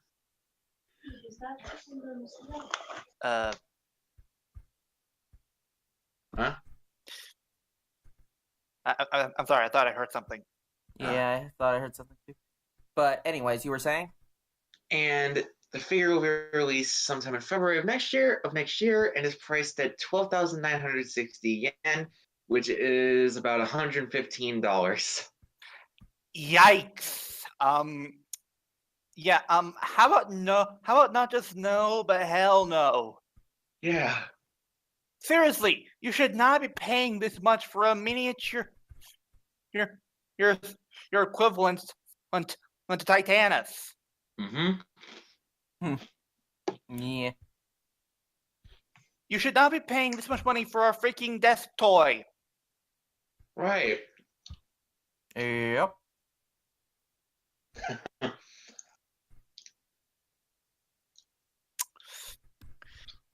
Anyway. Because Premium Bandai. Yes. Yep. Because Premium Bandai. Because Premium Bandai are assholes. Wait, can the mini plug version combine with the Daijujin? The mini plot ones that recently came out. Yep, that's the reason why That's the reason why it was made in the first place. Well, okay then. All right. Well, who wants to take this next one? Because you know for a fact that I'm not going to take it. I prefer to take the Bootaba souls next. Thank you. So either Kyoryu or Flutter.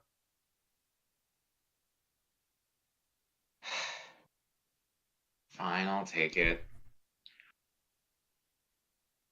And keeping along with this trend of premium Bandai items, they recently announced 2 new PC cushions that are available for pre-order, which are focused on Momotaro's and Den-O sword form. Seriously, Flutter. Even though you have said that Den-O is your favorite rider, you gotta admit that this is overkill. I know. Hell, it's over the overkill. Milking the franchise. It's over This the is- top overkill. Once again, I like to repeat this. Den-O, the MMPR of merchandising with Kamen Rider. Yes. Yas. The cushions have 40 centimeter tall plushies and 50 centimeter wide detachable keyboard armrests. The front of both of the armrests have keyboard designs, but here's where they differ. The back of the armrest on the Momo cushion shows all of the other Imagine. Actually, no, it's the other way around. Wait, what? I know! What? That's just Okay, then. dumb. So the Momotaro's cushion shows the Den liner, and the sword form cushion shows off all 4 other Imagines. It's like, How okay. how does that make any sense? Okay, to play minor devil's advocate, and I use the term loosely, okay, you can have these PC cushions. Why do you only have it of Momotaro's and of sword form? This is like the Daigo situation all over again. The Reds do not need all the attention. But yeah, Flutter. I have checked. The Momotaro's keyboard has the Den liner on the back of it. While the sword form has the Imagine on the back, which does not make any fucking sense. Because Yeah. Japan. Exactly. Actually, wait, hold on. Actually, Flutter, I noticed something about the sword form keypad. Is it just weird? Is it kind of like the Keitaro song? Oh yeah, it does. That's kinda. It does look like the keys from the Keitaro. Yeah, Well, Den-O's fault. and well, these keyboard things can be attached, so you can just have the basic plushie. One problem though, these will not be cheap. So they want was you to getting to charge. that. So they Both- want you to charge. So they want you to charge a butt ton of money for a PC plushie of a rider that is overrated in every sense of the word. Yeah, no, thank you. No, Silver. Let me show it right. No, thank you. Thank you, Hero. Anyway, the cushions will be released in January and are priced at $55.70 or 6,264 yen or $55.71 each. Each. Yeah. Hold on. To quote Dr. Evil, how about no? Or altogether, that's $111.42. You know what? To quote the snotty rich kid in Big Bad Beetleborgs, you're rich for Yeah, my guys, blood. I have to leave. Oh, you gotta leave. Yeah. All right, Continue without me. All right. Well, want to give us your send off? This is Florida 98 signing out. All right. And then there were 3. And then there were 3. Yep. But anyway, moving on to far more better premium Bandai items? Question mark. We have for you O's fans, and guess what? You're getting something O's related. That's good. Yeah. Just a bunch of Butaba souls that don't really do anything. That's bad. But anyway, I thought that those could be actually used in the O's driver. no, they can't. The Well, Butaba that's stupid. Well, here's the thing. The Butaba souls, they don't really do anything. Like, That's so at all. dumb. They're That's just okay. You know, Technically, I need a quote. technically, I need to get a quick Frieza quote in here. That's stupid. You're stupid. Stop being stupid. do you want me to get you? Do you want me to get you the actual clip real quick, or are you good? No, just keep going.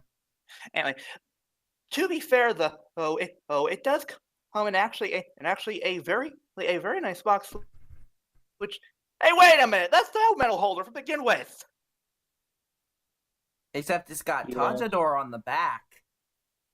Which And the honestly, Kogami logo. which actually, to be fair, the art for Tajador actually looks very nice actually. Mm-hmm. Unfortunately, for those of you who are thinking that these were actual O's medals and that they were paying attention to those, ha ha ha ha. No. Yeah. No. But And guess anyway, what, guys? It's probably going to get repainted for the energy items from X8. yeah, but yeah, essentially, this set will include bootable souls that are basically based on several of the color combos from O's from the Kiriba, the Shouta, to Ratolata, to Sagozo, to Pulzoti, yada yada, and finally Tajador. But no. Tajadoru.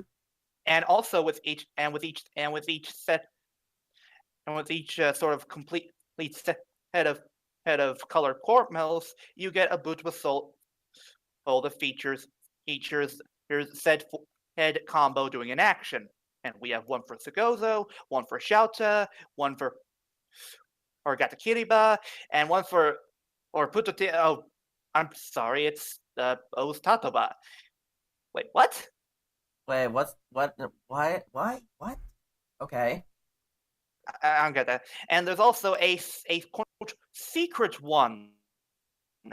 I wonder what it could be. It could not possibly be the same form that is teased on the back of the box that goes with the proper colored metals. No, they wouldn't do that. What? That would be No. too obvious. No. Silver, let me try it right. What? No. Thank you, Mark Wahlberg. Anyway, but Also, I have to do this real quick. Okay, starting from the top. Gotta keep it real. Damn it, I lost the rest of them. Well, I know so goes. Sun goes up. Sun goes up. Sun goes up. Time Jajito. Silver.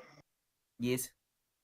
I've just Yeah. I've found another version of the holder, like a previously released version. Yeah, it's like that one makes a lot more sense. Just having that No, I O's mean, like- metal holder.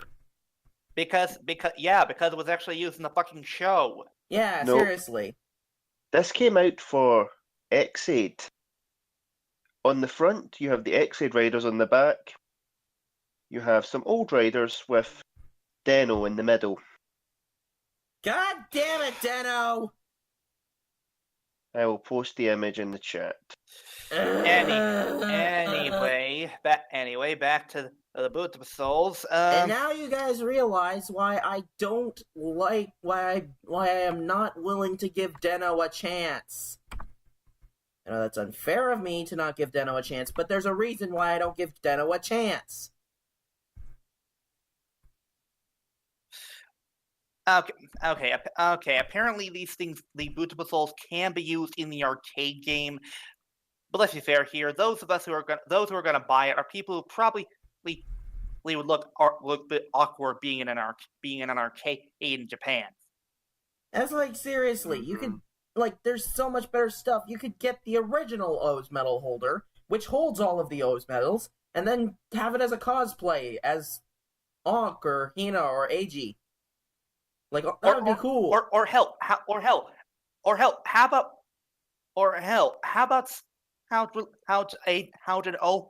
an O medal set that features all the O's medals that were featured in the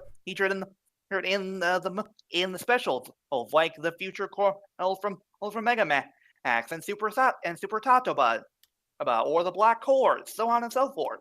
You know what? Honestly, I feel that they should just make well, A Super Best Yep. a Super Best Oath Driver. actually, what if Bandai made a custom series modification O's driver? Oh wait, no, you know what? Just like think about that, a CSM O's Yeah. driver. That would be really yeah. cool, right? Yeah, that would work. But anyway, back to the boot souls. These bad boys will cost you a grand total of 7,344 yen. They will be released in February 2008. 18. 18. They Never without a botch. and 7,344 yen, and rounds up in American currency to a grand total of $65.30. Yeah, no. It's like I can understand this if it was something like, like the actual O's medals. Like seriously, if they did a 10th anniversary thing for O's where, wait a minute, let's see in 2020 or 2021 if they actually end up making 10th anniversary O's driver. Maybe. We will see.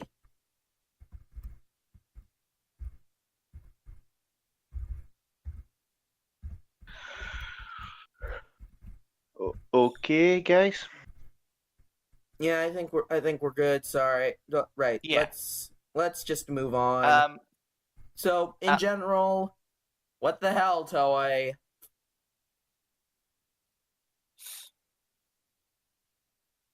What the hell, Bandai? Yes, but I believe Kyoryu would be willing to take this next bit of news. Oh yes, Mhm. something that we could actually spend money on. Problem is, it's even more expensive. Yeah, Fair but enough. just round it to 2 decimal places. Huh?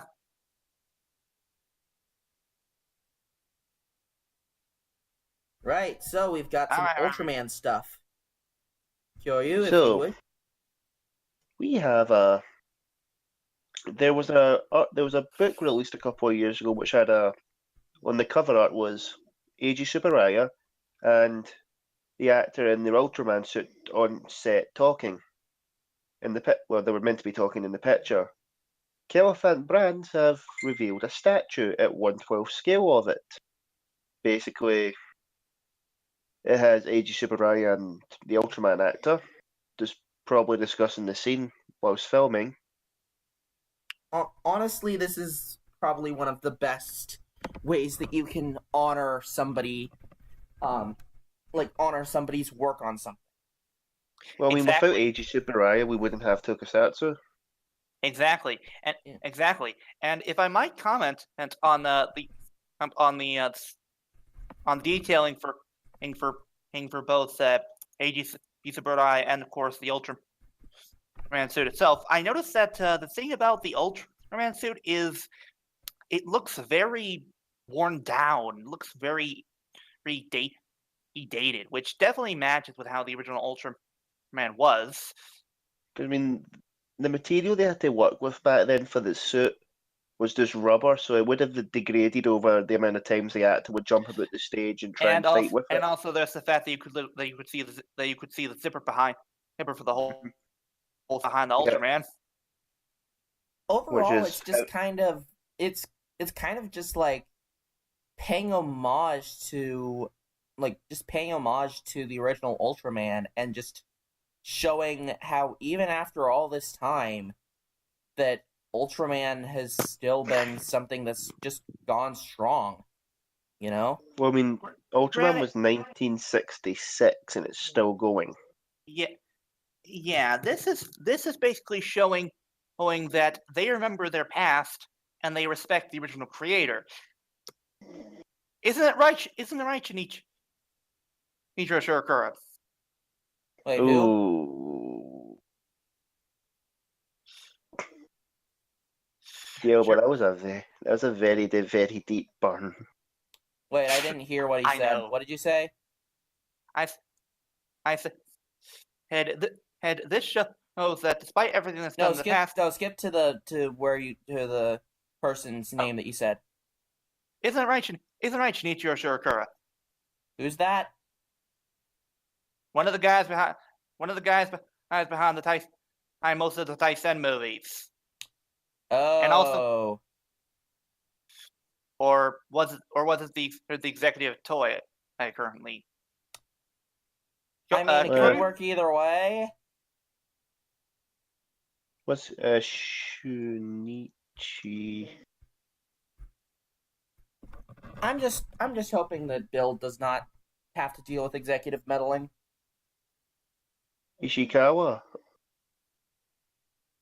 Yeah, but what's his last name? Shinichi Shirakura. Shira. Man. So overall, this is a really good homage. Yeah, I was right. He's one of the producers. He's the current producer for Kamen Rider. Oh. This statue will retail at 32,400 yen, or a grand total of $289.74, not including ship and handle and middleman fees. Here's the thing about this. Compared to all the other ones, which are cheaper, but those feel like cash grabs. This feels like a honest attempt at honoring at acknowledging Eiji Tsuburaya's legacy. And that is very, very powerful and very impactful. Because without him, we would not have Kamen Rider, Super Sentai. We wouldn't have Toku in general. We would not be here. And so this means everything to not just the Ultraman community, but to the Toku community in general. Exactly. Yes. And we're sorry to get sappy on you with this, but it's just like it means a lot, you know? Mm-hmm. Yes, it does.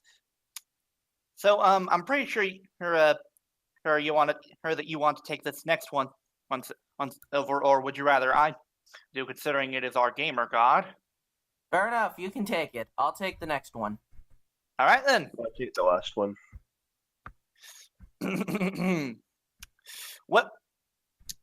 Well, boys and girls, you probably remember about this for a while. Oh, but we finally have details involving the exclusive gash that's going to be released for Huracan Rider X and another ending, and it is the DX God Maximum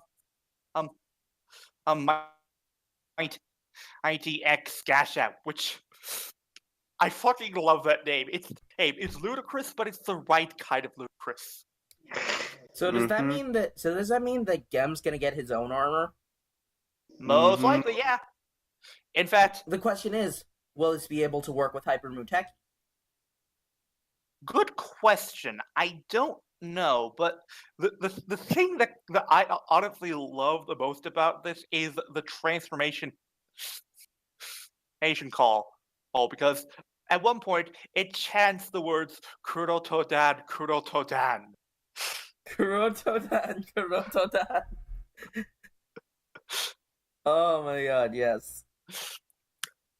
How Ryoma of you? Fantastic Ryoma. Actually, it's incredible. It's incredible Ryoma. Oh, fair enough. Sorry. But yeah, I do love this thing. We've yet to see what the actual form looks like, but I'm hoping for good things.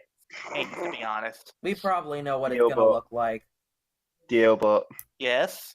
See when it goes Gachan. Yes, I do. Gachan, fu, Mitsu. Sorry. Anyway, you were saying? What I was saying, or No, Kyoryu was saying. Kyoryu, you were saying? When it goes into the driver's seat, instead of like saying level up, it goes Fumetsu. Beautiful. And it is confirmed to be level billion. 11 billion. No, level billion. Level billion. What the- Saijokyu no kami no sai no Kurotodan. What? My God. Oh God! This is why we love Goto, Dad. This is why we love you. Boy. Again, we have an idea of what it will look like, but we don't know exactly what it'll look like. We will have to see eventually. Someone technically already did something along the lines of, well, this, but I doubt that's gonna be what they use. Yeah. Oh, so see when its finisher is called the critical blessing. The critical blessing. Kami no I ichidaki. I want to hate this, but I can't. It's just so charming. That's Dan Kuroto for you. You cannot hate him. Anyway, listen,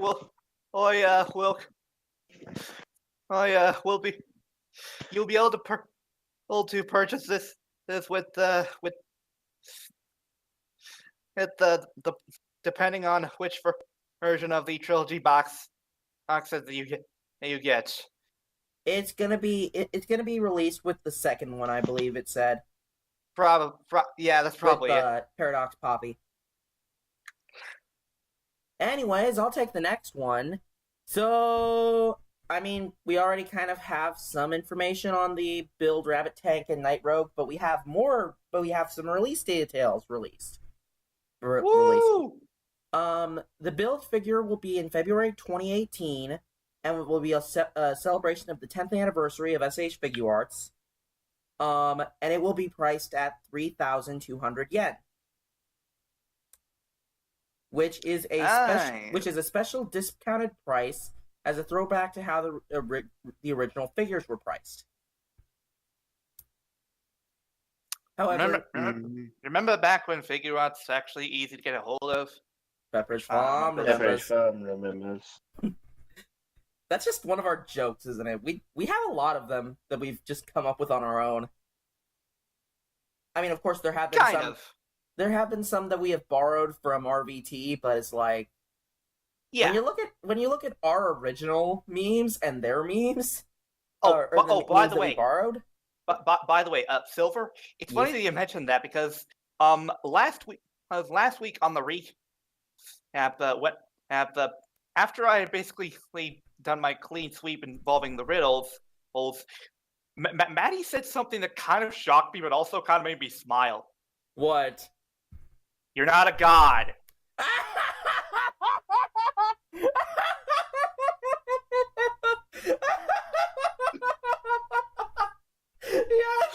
Yes. We've lost him, boys. We've lost him. We have lost him. Next system of laughing gas.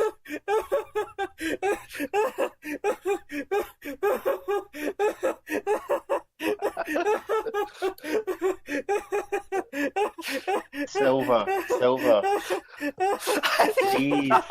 Breathe. I think he's dying. I can't. Breathe, Silver. Breathe. I'll link you to the video after the show, okay? Maddie, Thank you. Thank you. Thank you so much.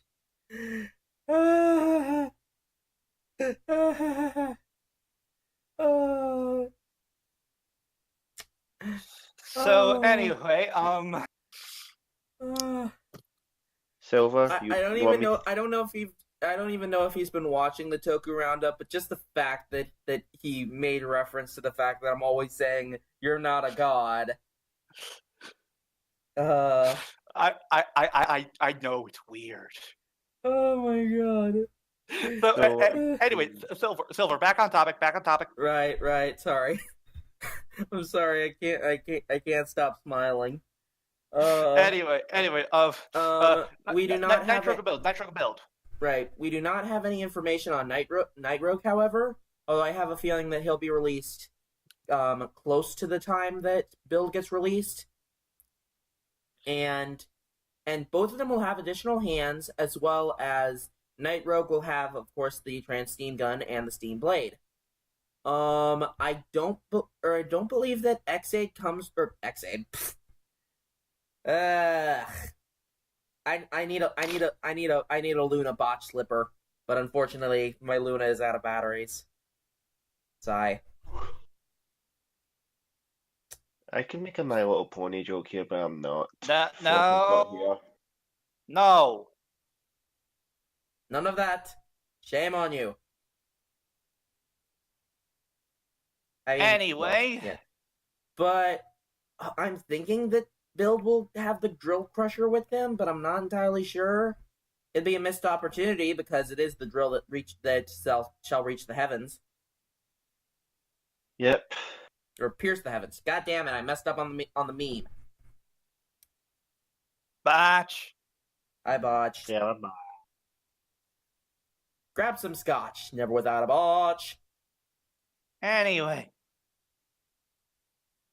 Yeah, after that laugh fest, let's move on to some sad news because of course we got to do this at the end of every news roundup.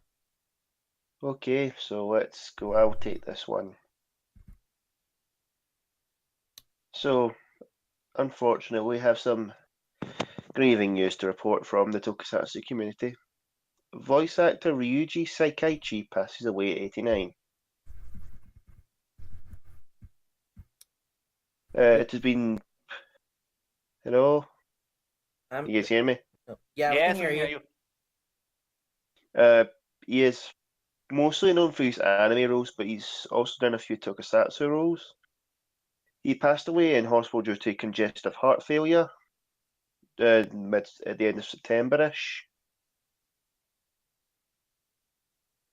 However, they kept details quiet until now after he was buried.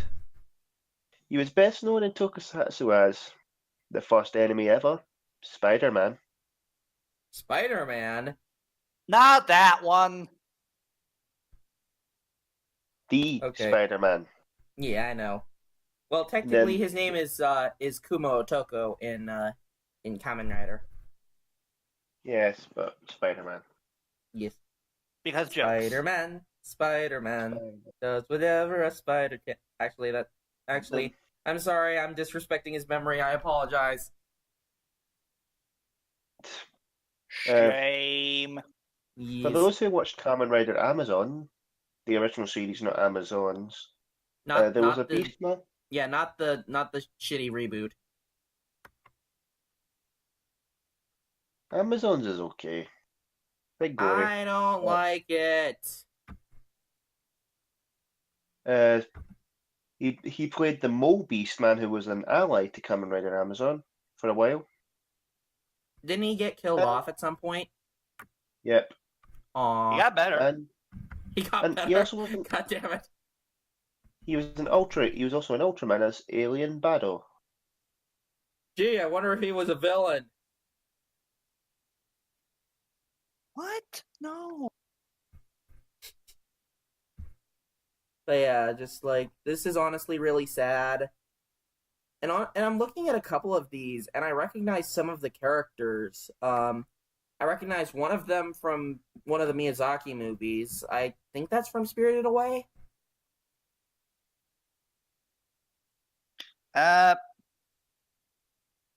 Maybe. Yeah, I don't know. I don't know. Regardless, it's honestly really sad for both the anime community and the tokusatsu community because he did help out in defining Kamen Rider, even if it was a minor role as the Spider-Man. And heck, his character is homaged in most celebrations of Kamen Rider with a spider monster of some kind. Well, Spider, Bat, and Cobra. True. Which Cobra is kind of the odd one out because it was not introduced in the first few episodes. Mm-hmm. So semantics. So shouldn't it be Spider, Bat, and give me a second. I'm looking up the Kamen Rider wiki right now. I think it was Scorpion after Bat. Get over here! Hang on, I'm looking. What? Nothing? Hang on. Oh, yes, I got it, but yeah, it was Scorpion. So, like, how come it's not Spider, Bat, and Scorpion? Because Scorpion isn't as popular? But that just doesn't make sense. Wait, I got it. Because Sub-Zero keeps freezing him. God damn it, DLBot.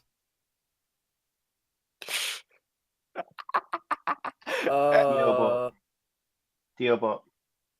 Yeah? On the subject of Cobras, maybe Bloodstark works for Cobra. God damn it, you guys. Do you want to get Cyclone Hurricane Slippered? Because that's how you get Cyclone Hurricane Slippered. Wait, hold on. Scotsman, so you're saying that it's possible that Bloodstalk works for Cobra? Mm-hmm. Don't you even dare. I will do it. Don't you do it. I am holding the Cyclone memory right here. It's right here.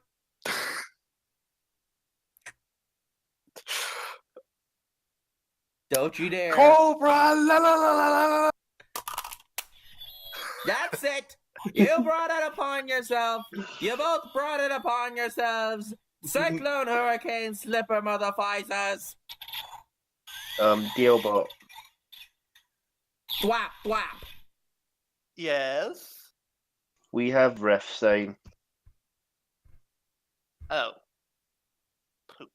What is? I mean, we'd probably just be missing the Kyuranger episode, I think. Hang on. Let me pop on real quick, see what they're doing. Wait, we've got what? Togurus, all right, let's see what see.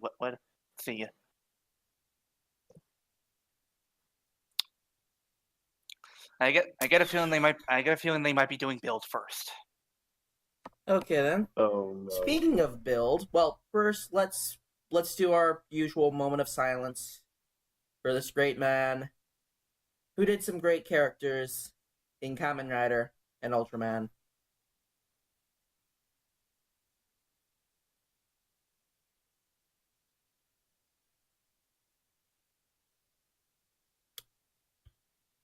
All right. So, yeah, things got a little bit heated in that. Come on, guys. This is supposed to be us honoring this guy, not fighting. Okay, let's continue. Right. So, much like how Toku Riffs is currently talking about Kamen Rider build as we're doing this, let's talk about Kamen Rider builds ourselves with episode 6, Moonsault of Anger. And let's just say, anger is right. Hold on. Can I make a joke? Yes, go ahead. Can I make a joke real quick? Go ahead. Sento smash! God damn it! Why didn't I see that coming?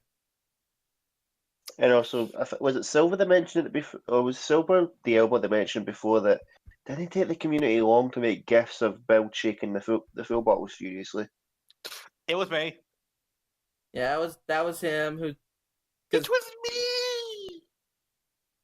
God damn it, Marcos. Why do you have to make another meme? You've already made 2 memes already. In case the boy and bird bullets. Why do you need a third?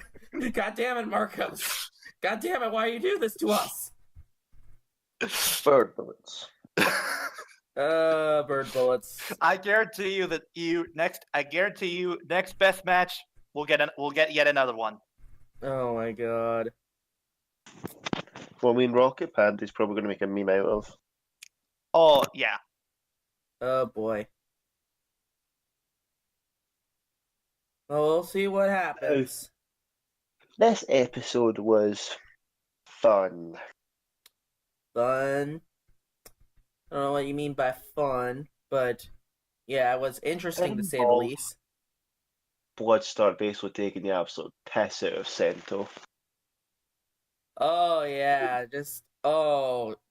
Sento was I love how pissed. Bloodstark is being played. Bloodstark just doesn't give any fizzies. Oh Yes. no, he does not. He just loves to just manipulate everyone. Yes. And once again, I need to repeat this joke. Kei Kakudori. All according to Kakariko. I knew you were going to do that. I I mean, I already said that when it didn't go according to plan, I said the Kakariko burned down. And anyway, but they rebuilt Kakariko. Yeah. They rebuilt Kakariko Village. Exactly. That's why it's in a different location in Breath of the Wild. Yeah. Exactly. But this was definitely an interesting episode because it shows that Sento is not what you would call a Gary Stew, because he can and will lose his cool. Honestly, just like Sento has been a very interesting character, and this is just something that just shows how great he is. He truly is as a character. Also, here's something that not many people realized involving the fight with Bloodstock and Sento. There was a point in the fight where Sento basically had Bloodstock pinned to the ground and constantly was punching him in anger, and Bloodstock was laughing the whole time. That masochistic fuck. No, now, here's the thing. He's won. He got a reaction out of Build. Yeah, and here's the thing. That homage is another encounter from the Haysayer. Oh, fuck, they are Build! What? Shit. The start. Wait, are they talking about Build? They're gonna start with the Build. Build. Hey, we've already talked about Build, though. Guys, think about the podcast. We are. We are! Wrong podcast.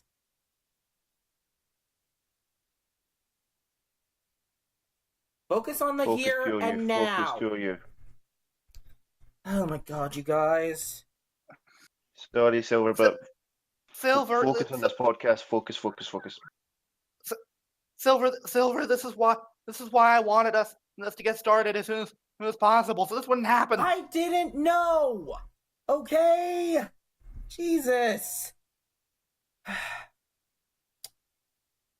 Listen, let's just get through the weekly episodes, and I just realized that Flutter was the one who was gonna, because this was his birthday weekly topic, so... Oh no, and he's not here. We shot ourselves in the foot with this. Oh dear, what do we do? Let's just focus on the weekly episodes, and then we'll skip the weekly topic for right now. We'll just do it whenever Flutter gets. We'll put in a separate video, and later we will talk about Flutter's weekly topic. We can do it next week. Okay. Although there is one that I do want to do, but I need to pull some strings real quick. But we'll just keep talking about the episode while we're doing this. So, Moonsault of Anger. But anyway, as I was saying, the thing is the fight between Bloodstalk and Build at that point. It homaged another encounter in the Heisei era. Hmm? The first final battle in the Heisei era. Endagavazeba versus Kuga Ultimate. oh shit. Remember, Endagavazeba was laughing the whole time, while Kuga was basically crying out in anger. Well, shit. Alright, let's see if I'm able to... I really hope that this doesn't fuck with the, with the screen, because I'm actually adding in a slide while I'm doing the thing. You guys there? Yes. Yeah. Okay. Yes. Alright, so... oh no, it messed it up! No! What happened? Fuck! It went back to the title screen. This is what I was fearing. No. Oh fuck! Okay, just like remove the thing. Okay, let's just fast forward. I'm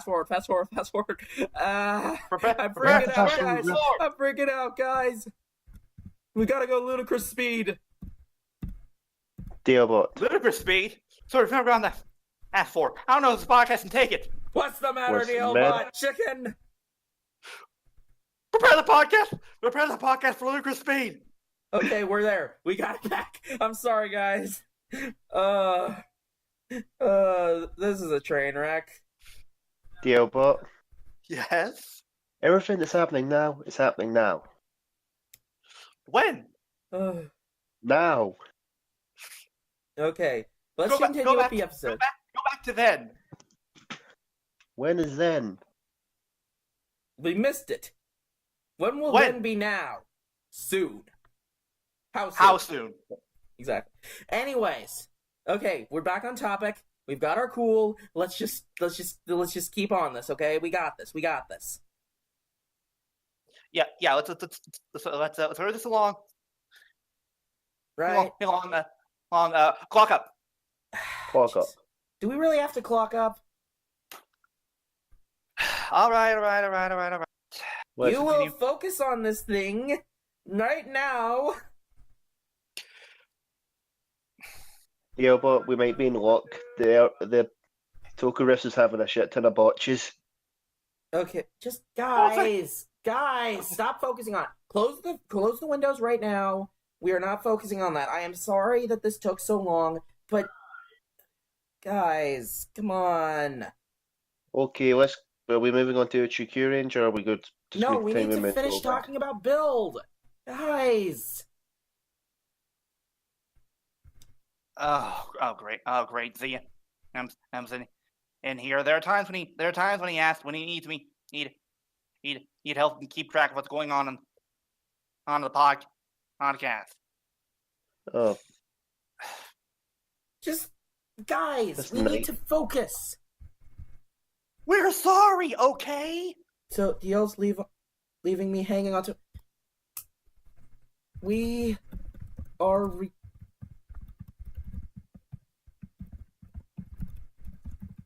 So, DLBot, other than the fight with Bloodstock, the other main part of this episode was the end where Sento basically gets a little bit of information that he was dropped off at the scientist place where Banjo was framed for the murder. Yep. So this could possibly mean that our hero could be a murderer. Could be. Possibly. I think that there's more to this than meets the eye. Da-da-da-da-da. Okay, I walked into that one. Because here's the thing, guys. We don't know for sure what happened in there. All we know is that within the hour, Takumi Katsuragi was dead, and Sato Taro was kidnapped by Night Rogue. Which means he could have been kidnapped beforehand, and Night Rogue was the one that killed him. Yeah, we will just have to see. Oh, and also Because I we've mean, got it was a stab wound to the back, so it could have been from the steam blade. we Could will be. see. Actually, I think that the knife was next to him in the first place. So I don't know. We'll see. Also, we got the introduction of a brand new toy, Yep. the Claws Dragon. Basically, the thing that will allow. I'm just saying it right now. It's totally going to be Ryuga. This will allow Ryuga to become Kamen Rider Claws. No, you don't say. Anyways. But yeah, Obvious. Obvious thing is obvious. Also, Now, Freddy. remember last week how Ryuga made a really dumb move in letting the smash go free. Well, That came back to bite him in the ass. yeah, because he pretty much got surrounded by policemen, and Sento was there to bail him out of that. Ryuga Banjo, the smartest man in the world. Not. And I was gonna Also, basically, the smash led them back to a shit ton of soldiers. yep. Now, Sento is, well, kind-hearted, but really, Ryuga, you should have really put two and two together. If this guy goes back to a base, of course, it's going to be guarded. Yeah. Yep. If that was the main entrance to their base, then of course they're going to have at least maybe 1, 2, maybe about 30 odd guards around just in case somebody tries to walk in. Only thing was it wasn't because Bloodstar blew it the fuck up. I Because he mean, doesn't to get be two shits. yeah, he doesn't give two shits, and he doesn't give two shits about the prisoners, and he doesn't give two shits about his property. If that area was compromised, yeah, blow it the fuck up. Like I could imagine, because I could imagine a lot of like Or villains in that sort of thing. Maybe he wanted do the that. base to be awesome. Well, you know what? This kind of flashes me back to No, to an Silver. episode. Oh, Silver, you missed the joke. I didn't. Yes, I did miss the joke. What is the joke? Haven't you ever seen that commercial? Herschel or Michael Bay? They keep saying things are awesome by triggering an explosion. Yeah. No, I haven't. DLBot. Brrr, that pun. Anyway, moving on. But this does remind me of the end of the A arc in Kamen Rider W, where they did end up blowing up the Gaia memory manufacturing plant that was there. Hmm. But yeah, I give this episode an A because it just Bill has been on a roll. It's just been setting up everything so well. It's just like, you know, it kind of reminds me of how O's came after W. It was a great season that followed an already great season. Yes. Also, the trailer at the end, one button to press. Called it. Yeah. No. Called it. No. Here's where button here, and here, you're Scotsman. What a treat! Yeah, we all saw this coming. And if you didn't see it coming, well, it is your last surprise. Yep.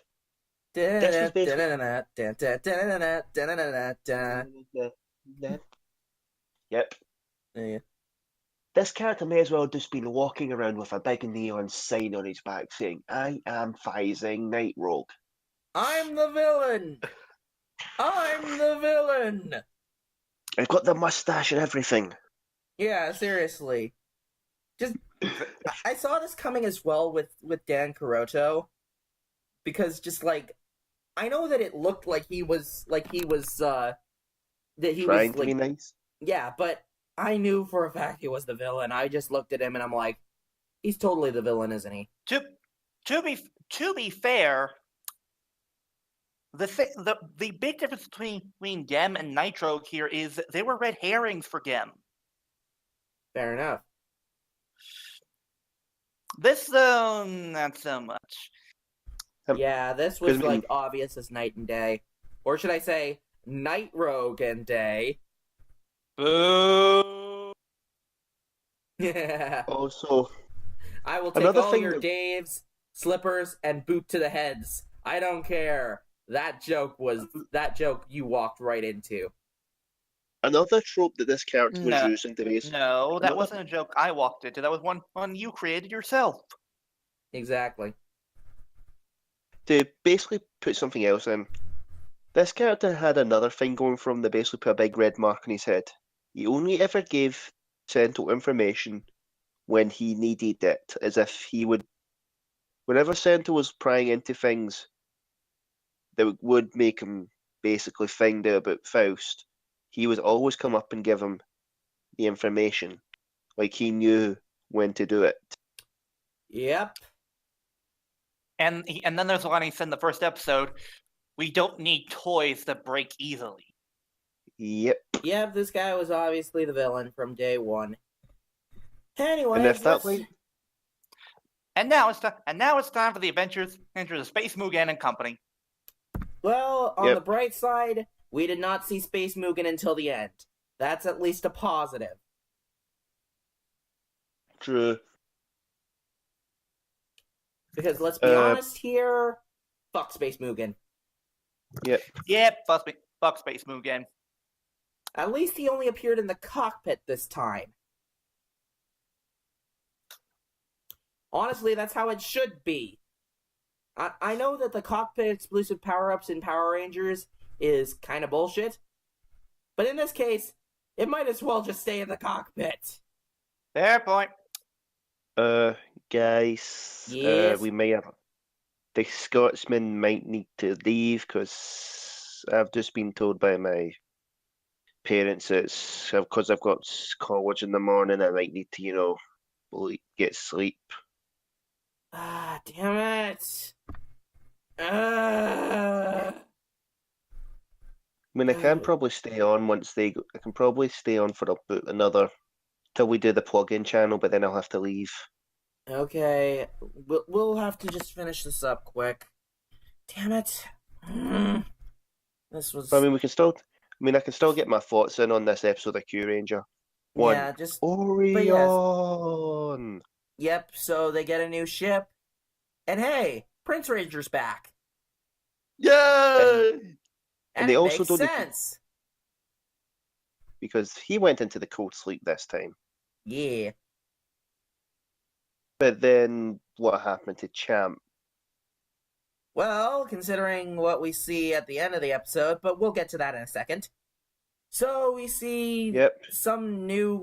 another monster of the week, and he is able to he's able to bend bullets and twist things around, except he doesn't do that in any of the, after we first see his ability, which makes it feel pointless. So he's the monster equivalent to a Chekhov's gun. It just... Why wouldn't you use an ability that you already showed that you could do? Again, Chekhov's gun. It's just Also, twisting Mega Ranger much? I don't get it. The Neji Ranger, the twist things. Ah, okay, yeah, right, yeah, the Nijir, I don't know their names. Nejire. Neji Ranger. Nijiregia.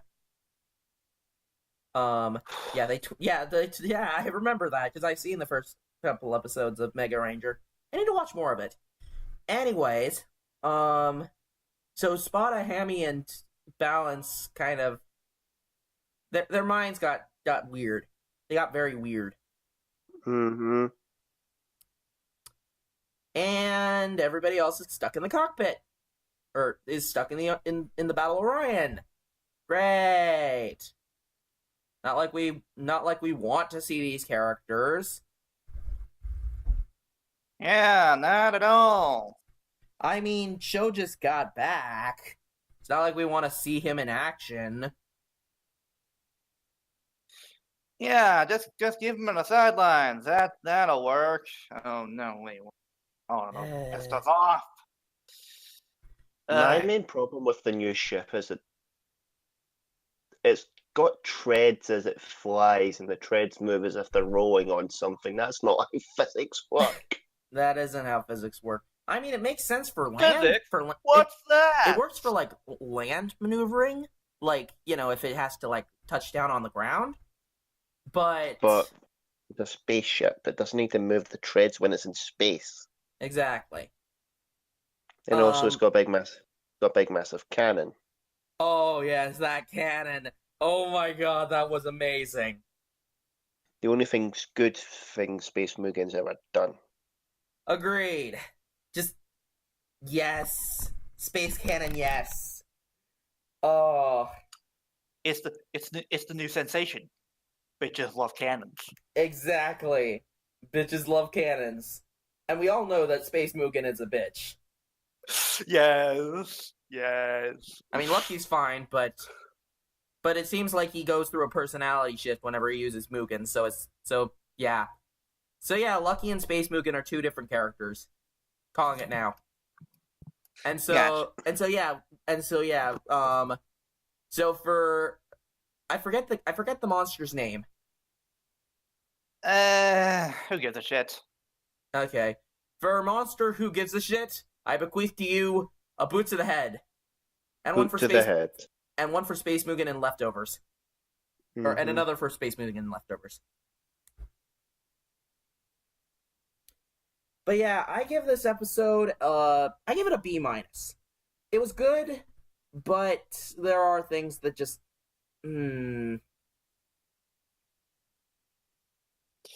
Yeah. But I can't really grade this since I haven't seen in the episode. Okay. But yeah. Also, they found Champ. I don't know why he's deactivated, but they found Champ. I wonder how he got into the hands of the generals or the vice shoguns. Who knows? Or maybe this isn't Champ. Maybe this is what was the name that we came up with for the Steve. Steve, yes, Steve. Steve. He's a trooper. Yep. Maybe it's Steve. Oh my god. Okay. Hey, Silver. For a quick moment, I tuned into Toku and I heard Easy make the na nitro joke. Yes. All right. So, and you said it wouldn't work. Fair enough. Anyways, shall we get to the plugin channel? Of course. I've recently become a fan of his work. Like very recently. I mean, I've heard some of it, and it's okay, I guess. But I find it okay. Yeah, I find it okay. Hey, but to be fair, the guy there's appreciated because, come on, not many people do this stuff. Yep, the person is Remy. I forget his last name. Tyndall. Tyndall. Okay. Remy Tyndall. He does a lot of English covers of Toku songs, which I mean, it's all right, but it's like take your pick, or well, your mileage may vary. Yeah. But still, what he's doing in the Toku community is pretty great. Mm-hmm. I mean, some of his favorite works for me have to be his Game, Wizard, and O's covers. But yeah, I don't think he did W's theme yet. I'd have to check. I don't know,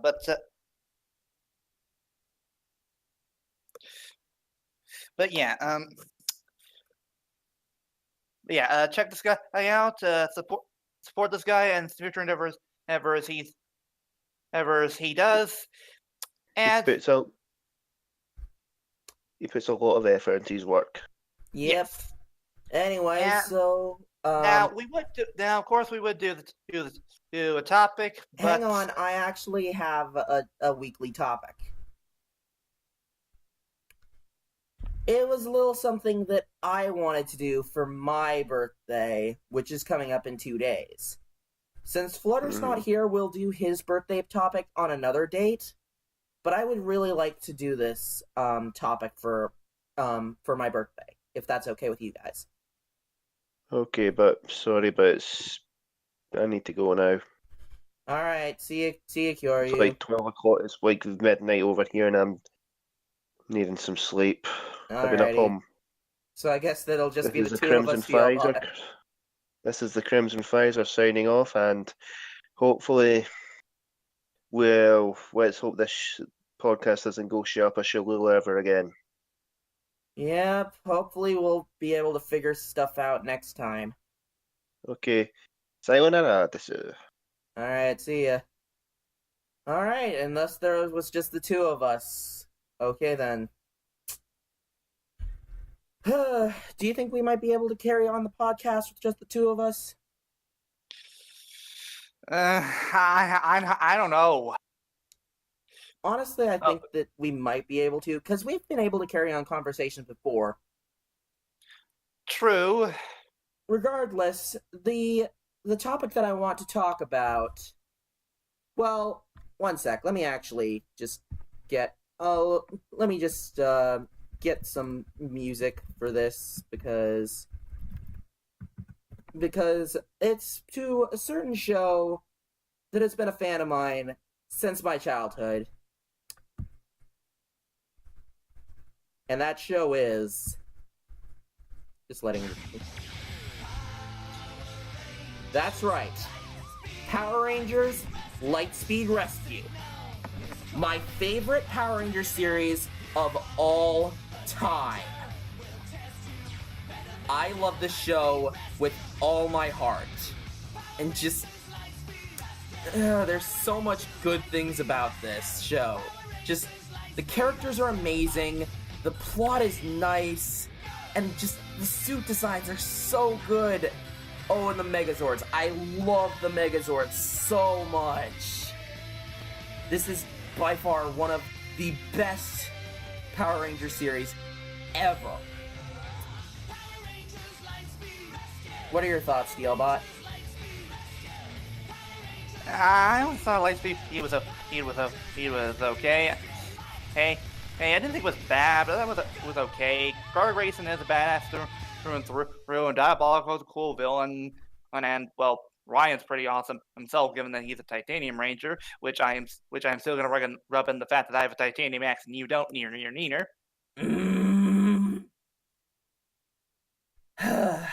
Regardless, so just going into some of the stuff similar to how DLBot did his thing on Kamen Rider Dragon Knight. Let's start off by focusing on the story. So this is the first Power Ranger series that's completely disconnected in its entirety from the original Power Rangers. Because there's You mean Sentai? No, I mean Power. I mean, because the Oh. original Power Ranger storyline. This is the first Power Rangers that is completely disconnected from any of the Power Rangers storylines. Lost Galaxy was getting close to being separate from it, but it still had the Astro Mega chip and it still had Alpha in it. This was the first series where they started fresh. A whole new group of baddies, whole new group of heroes. Everything was brand new. And they did great with it.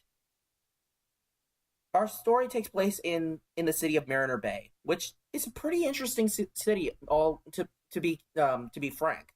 This is the first time we didn't see Angel Grove for as a setting. I mean, of course there was Terra Venture, but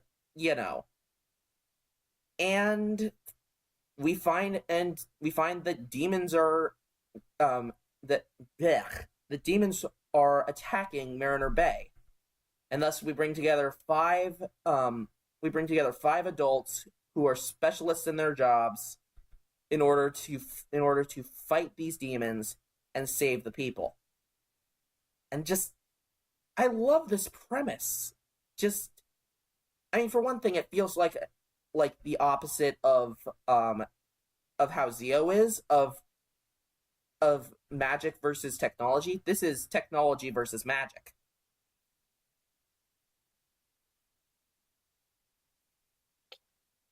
True. And I mean, let's be honest, like, all the characters really just stand out. Of course, you have one of the most badass Red Rangers, Carter Grayson, who's just he's a really interesting character who has this great backstory, and especially his relationship with Captain Mitchell, because as we find out eventually that Captain Mitchell was the one who saved him as a child, which inspired him to become a firefighter. That is some great storylines. It's so interesting. And the sheer fact that Carter, of course, Carter is very much shoot first, ask questions later. But, he's very capable. He's very calculating. He's able to read a situation and, go into it. But he still has his flaws. I don't know. What are your thoughts on Carter? Carter is an awesome and red leader, and he might have flaws, but then again, and what Red Ranger doesn't, and yes, he doesn't have much development, but he didn't need it that much. Yeah, he was a great character on his own, and the focus episodes he did get were just to flesh out his character a lot more. He didn't need development. Let's see, going down the list of colors, we have Chad, the Blue Ranger. He didn't get as much development, same with Kelsey, but when he did get development, he did show that he was a very kind and compassionate character. And I'll admit that the romance between him and the mermaid was adorable. Right? Well, I didn't hear you.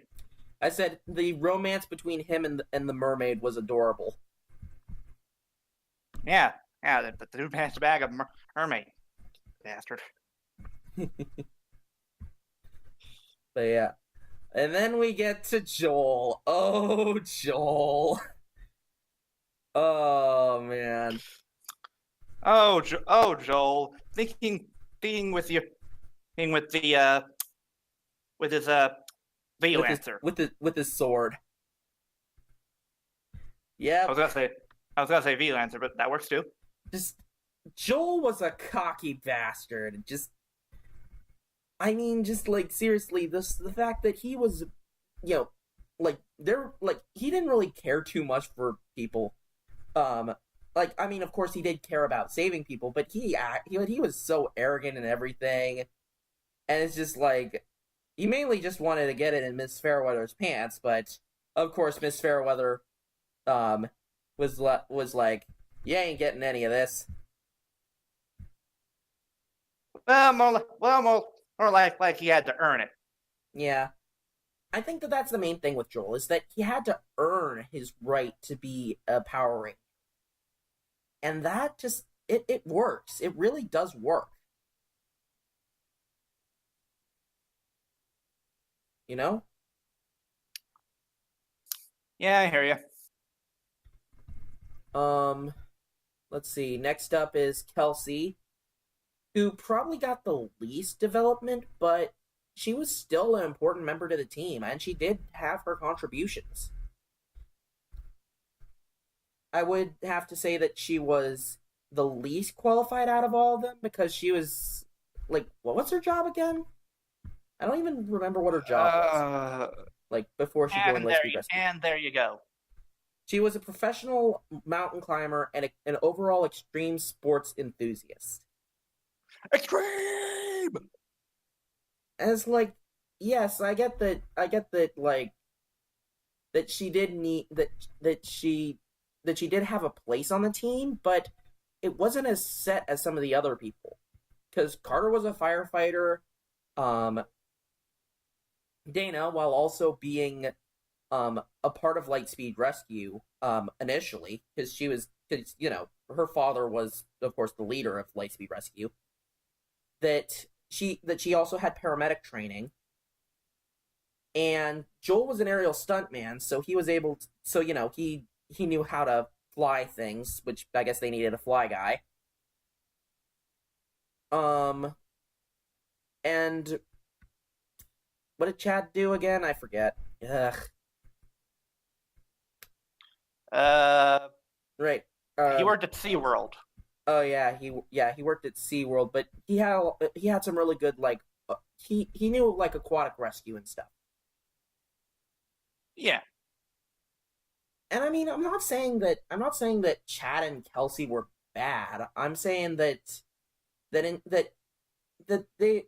while they were still good characters, they were lacking. They still contributed to the team, but it was kind of not as much as Carter as Carter, Joel, and Dana. And let's talk about Dana for a second. Just hello, Ness. Yep. And by the way, Silver, this will probably piss you off a little bit. I've actually met Dana's actress. Yeah, I met her. My thing was like first or second year at Ranger Stop. Lucky.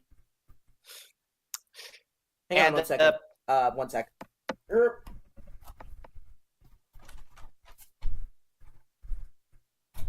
Guys, a bit loud. Okay, sorry. We're almost done.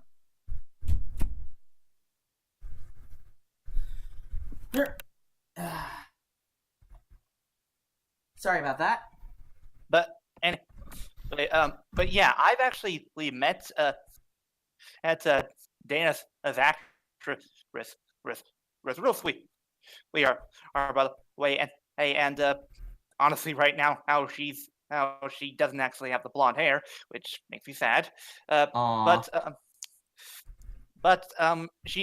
I asked her what her favorite episode was, and you would never believe what her favorite episode was. What was it? In the Limelight. Oh, that one. Oh, that one. Wait, are we thinking of the right one? Yes, that one. The one where Kelsey decides she suddenly wants to be a fashionista.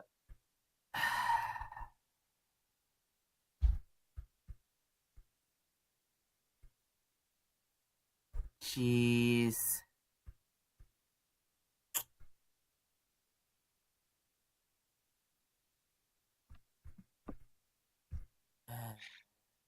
Anyway, but well, the thing about Dana is that she was very the thing about her is that I can't speak, is that her story really tied in a lot to her father, Captain Mitchell, and his relationship. It was mainly a family effort between her father, and her brother. And speaking of Ryan Mitchell. Oh, Ryan. One of the best 6th Rangers that we have ever gotten. And honestly, an absolute badass. And he had a lot of good character development with his relationship with Diabolico, as well as the relationship with his family. And that in lies some of the development with Dana, because it's just her brother was working for the enemy. Of course, that's gonna break her. Hold on. You know what, Silver? You'll kill him for this, but I have a good joke I can make here. Oh boy. Brother, my brother. God damn it. It's funny because it's so well. Because it's what? It's funny because it works so well. I won't deny that. But yeah, yeah, and I know what you all are thinking. But why didn't Brian show up more in the series? Because he was an American exclusive ranger. Jesus. Yeah, not only that, to be fair, it was only thanks to Ryan they were able to finally put an end to the demons. Yeah. It's like, yeah, that's pretty interesting overall. Mm-hmm. And yeah, just Ryan was great. All of the characters just had that their moment of greatness. Oh, and let's talk Captain Mitchell. Just him running a team. Just man, that is just like I'm surprised he was able to keep his cool through all this. You know, because overall, this was not something that was easy for any of them, for that matter.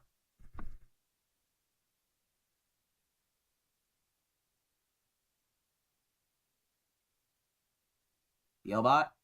Yeah, I Okay. hear you. Okay.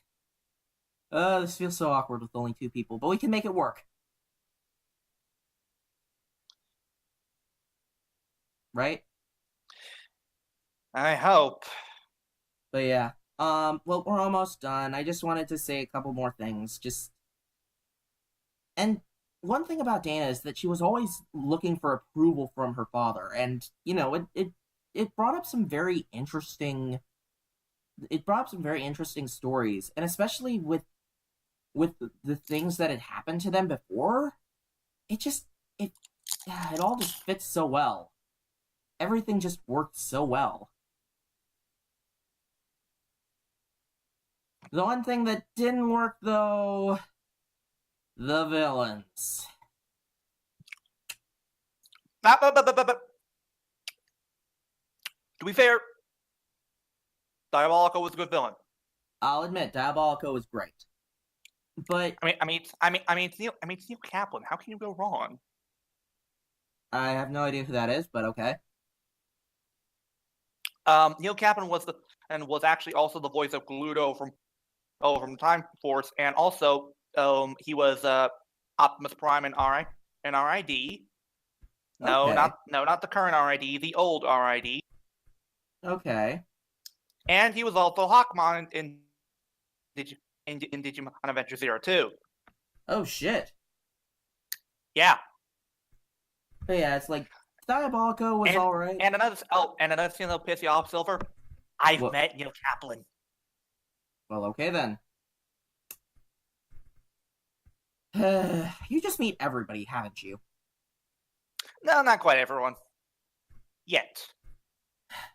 Of course. Anyways, so yeah, let's just go down the line here. Let's start with Queen Banshira. Just not worth the build-up. Not worth the build-up. Definitely not. Especially since she was sealed in a pillar for most of the season. And through that time, she was mostly a discovering tentacle hentai monster. Yep, and then when she did come out, well, one, her like how she looked was freaky as all hell. Yeah. Like seriously, what is up with the things protruding from the sides of her neck? I have no idea. Just it looks like something out of Final Fantasy. Also, another thing that didn't really help. Final Fantasy wouldn't even take this sort of design. Yeah. Also, another thing that didn't really help out was the fact that she was planning on using the powers of the Shadow Realm. And no, we're not kidding. That's what it actually was called.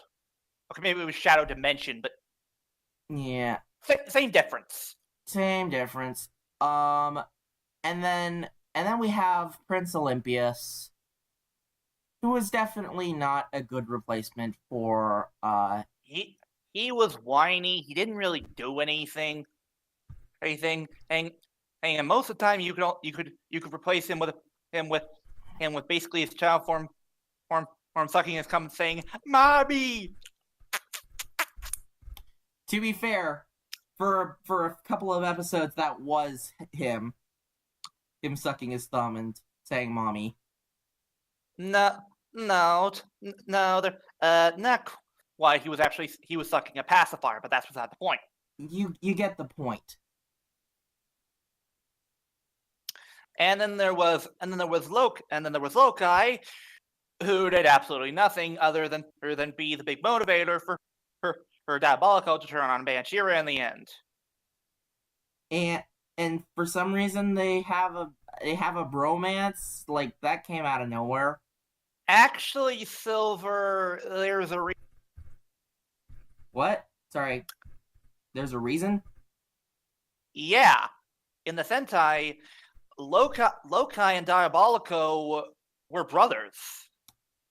Okay, that would make sense, but looking at the Sentai right now, yeah, it's like It came out of left field. yeah, definitely. And then Vipra. Oh, Vipra. No. Let's save Viper for last. Then we have our Finster of the team, Jinxer, who honestly, to be fair, he had more successful plans than Banshira did. That's fair.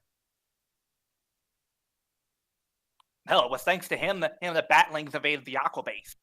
Yeah, and we're able to take the Omega Megazord, which that name just sounds ridiculous. It's better than the Life Force Megazord. I just shrug. I say shrug. But yeah, it's like the Omega Mega. And then there was Vipra. Basically her whole point was being. Let me try to explain this to you audience members. I want you to imagine if Megan Fox from TMNT Out of the Shadows was a villain, and she was given even worse direction in acting. Basically, that's Vipra. Basically, Nostalgia Critics meme of "I'm acting." That was basically 99.99% of Vipra's like dialogue. And she only started really showing emotion and acting until the very end, when she was basically being sacrificed. And then when she came back in the Time Force crossover, to be fair, her acting was a bit better there because she was essentially a zombie. What? Sorry, I didn't hear what you said. To be fair, her acting was a bit better in there because she was also a zombie. So the sort of, well, for lack of a better term, deadpan acting, kind of makes a bit more sense in context. Deadpan. Also, why the five could she now phase through matter? That's not exactly how it works. That's not how being a zombie works. She's a zombie ghost. Okay, a zombie ghost. Okay, then. Still makes no sense how she came back. Yeah, I'll agree with you there. I mean, the Lightspeed Rescue Time Force crossover was still a great crossover overall. True. Well, except for the anti-climax ending where it basically has all 5 of the Battleizers shoot them. Yeah. Speaking of, this is the only season where an original core member of the team, other than the Red Ranger, gets a Battleizer, and that makes me happy. Yeah. Because both Chad and Joel get their own Mega Battle modes, and they are That- so cool. That's good, but the ladies still get left out in the cold. That's Eh, bad. I mean, Ryan didn't get one either, so Ryan didn't need one. He's already badass enough. fair enough, fair enough.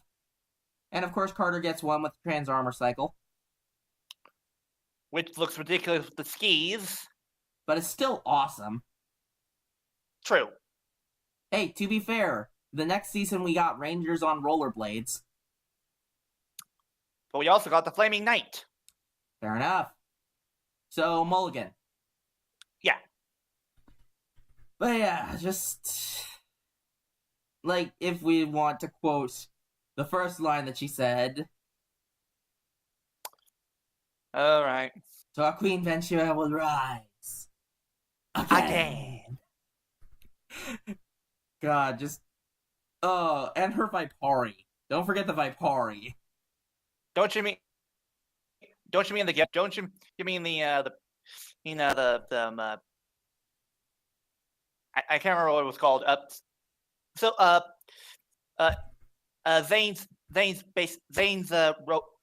Zane's rover from in space. Let me look that up, actually.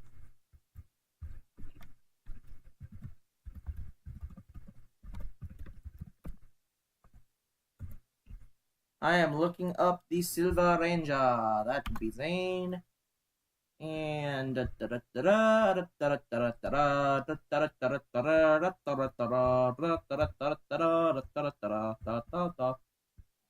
don't even know what I was doing there. But anyways, just like, oh, hang on, I've almost got it. Almost. Oh wait, no, that's not the Galactic Rover.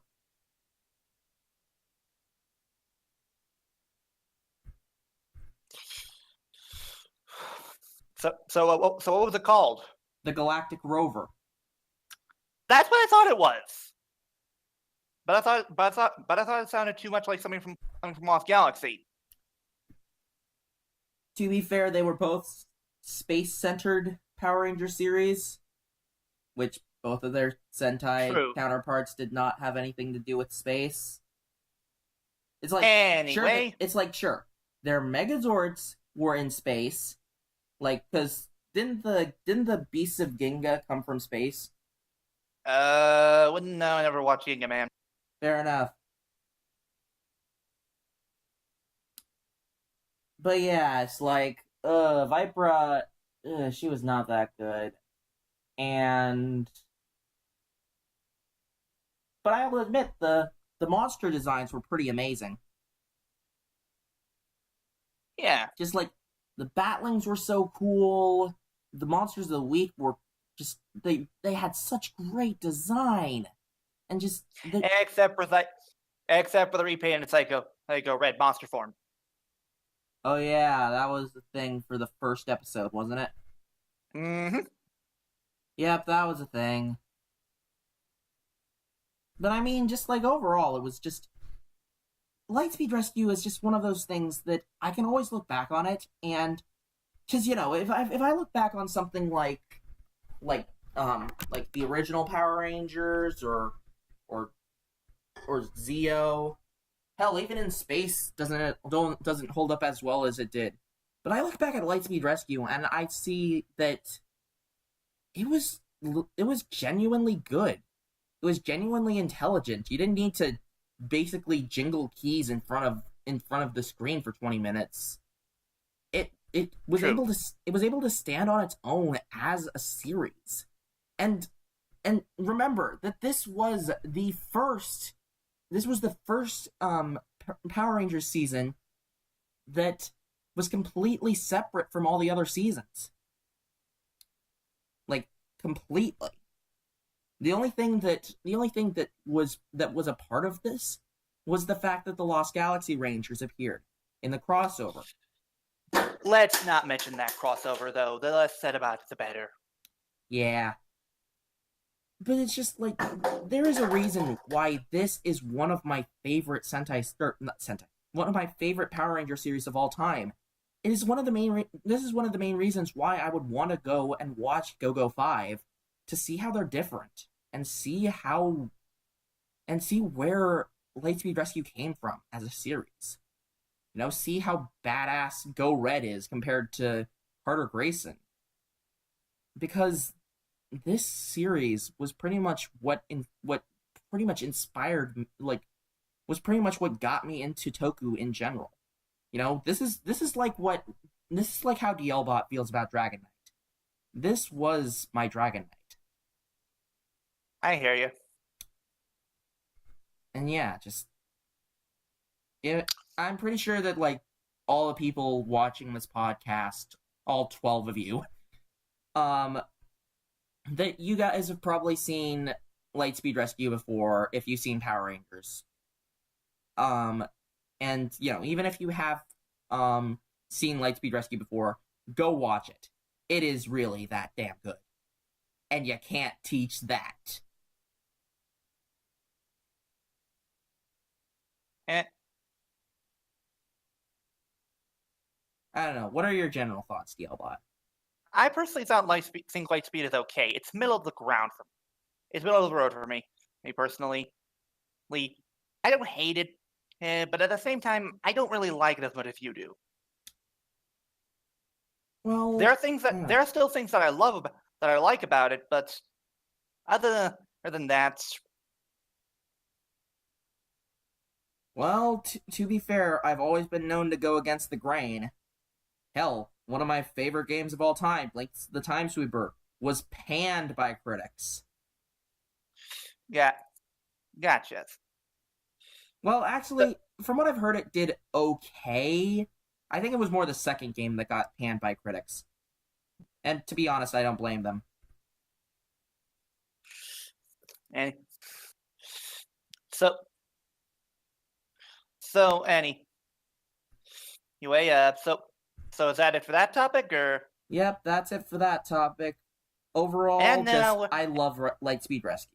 That's all I have to say. Is I love Lightspeed Rescue.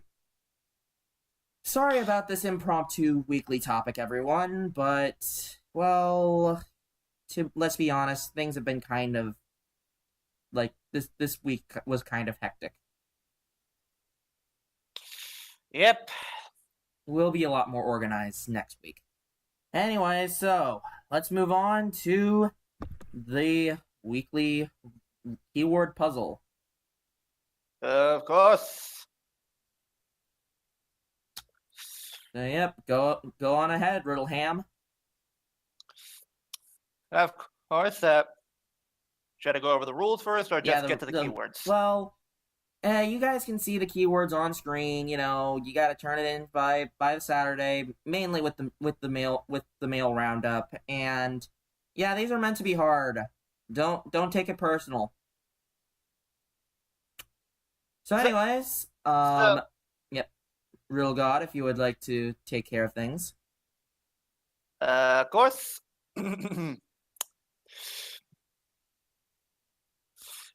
牽制の始まりが一つのキーワード Mastermind.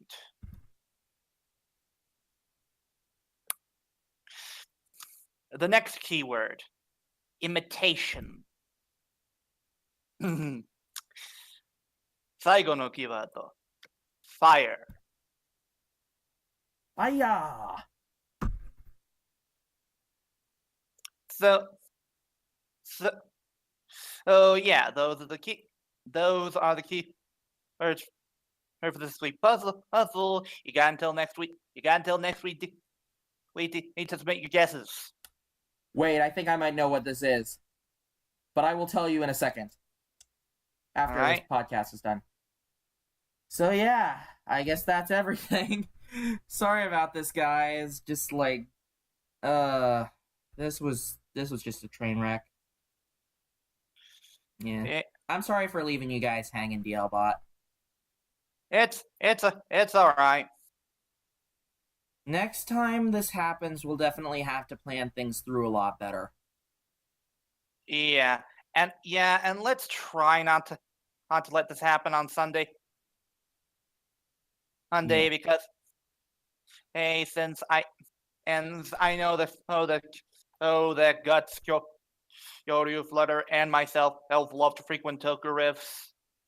Fair enough. And I have my... Well, it won't happen on that time, because I have my own stuff that I need to do. So, yeah, this is mainly just a one-time thing, because we didn't want to leave this hanging. You know, it'd feel terrible for us to just skip an episode. But until next time, this is your resident Radiant Rider, Silver Maxis. You're Hoga Andy, on 2016, reminding you that I'm just a passing by Toku fan. Remember that, and always remember, and don't forget to praise our meme lord, goddamn Kuroto, and we will see you guys next time. Yep. See you guys.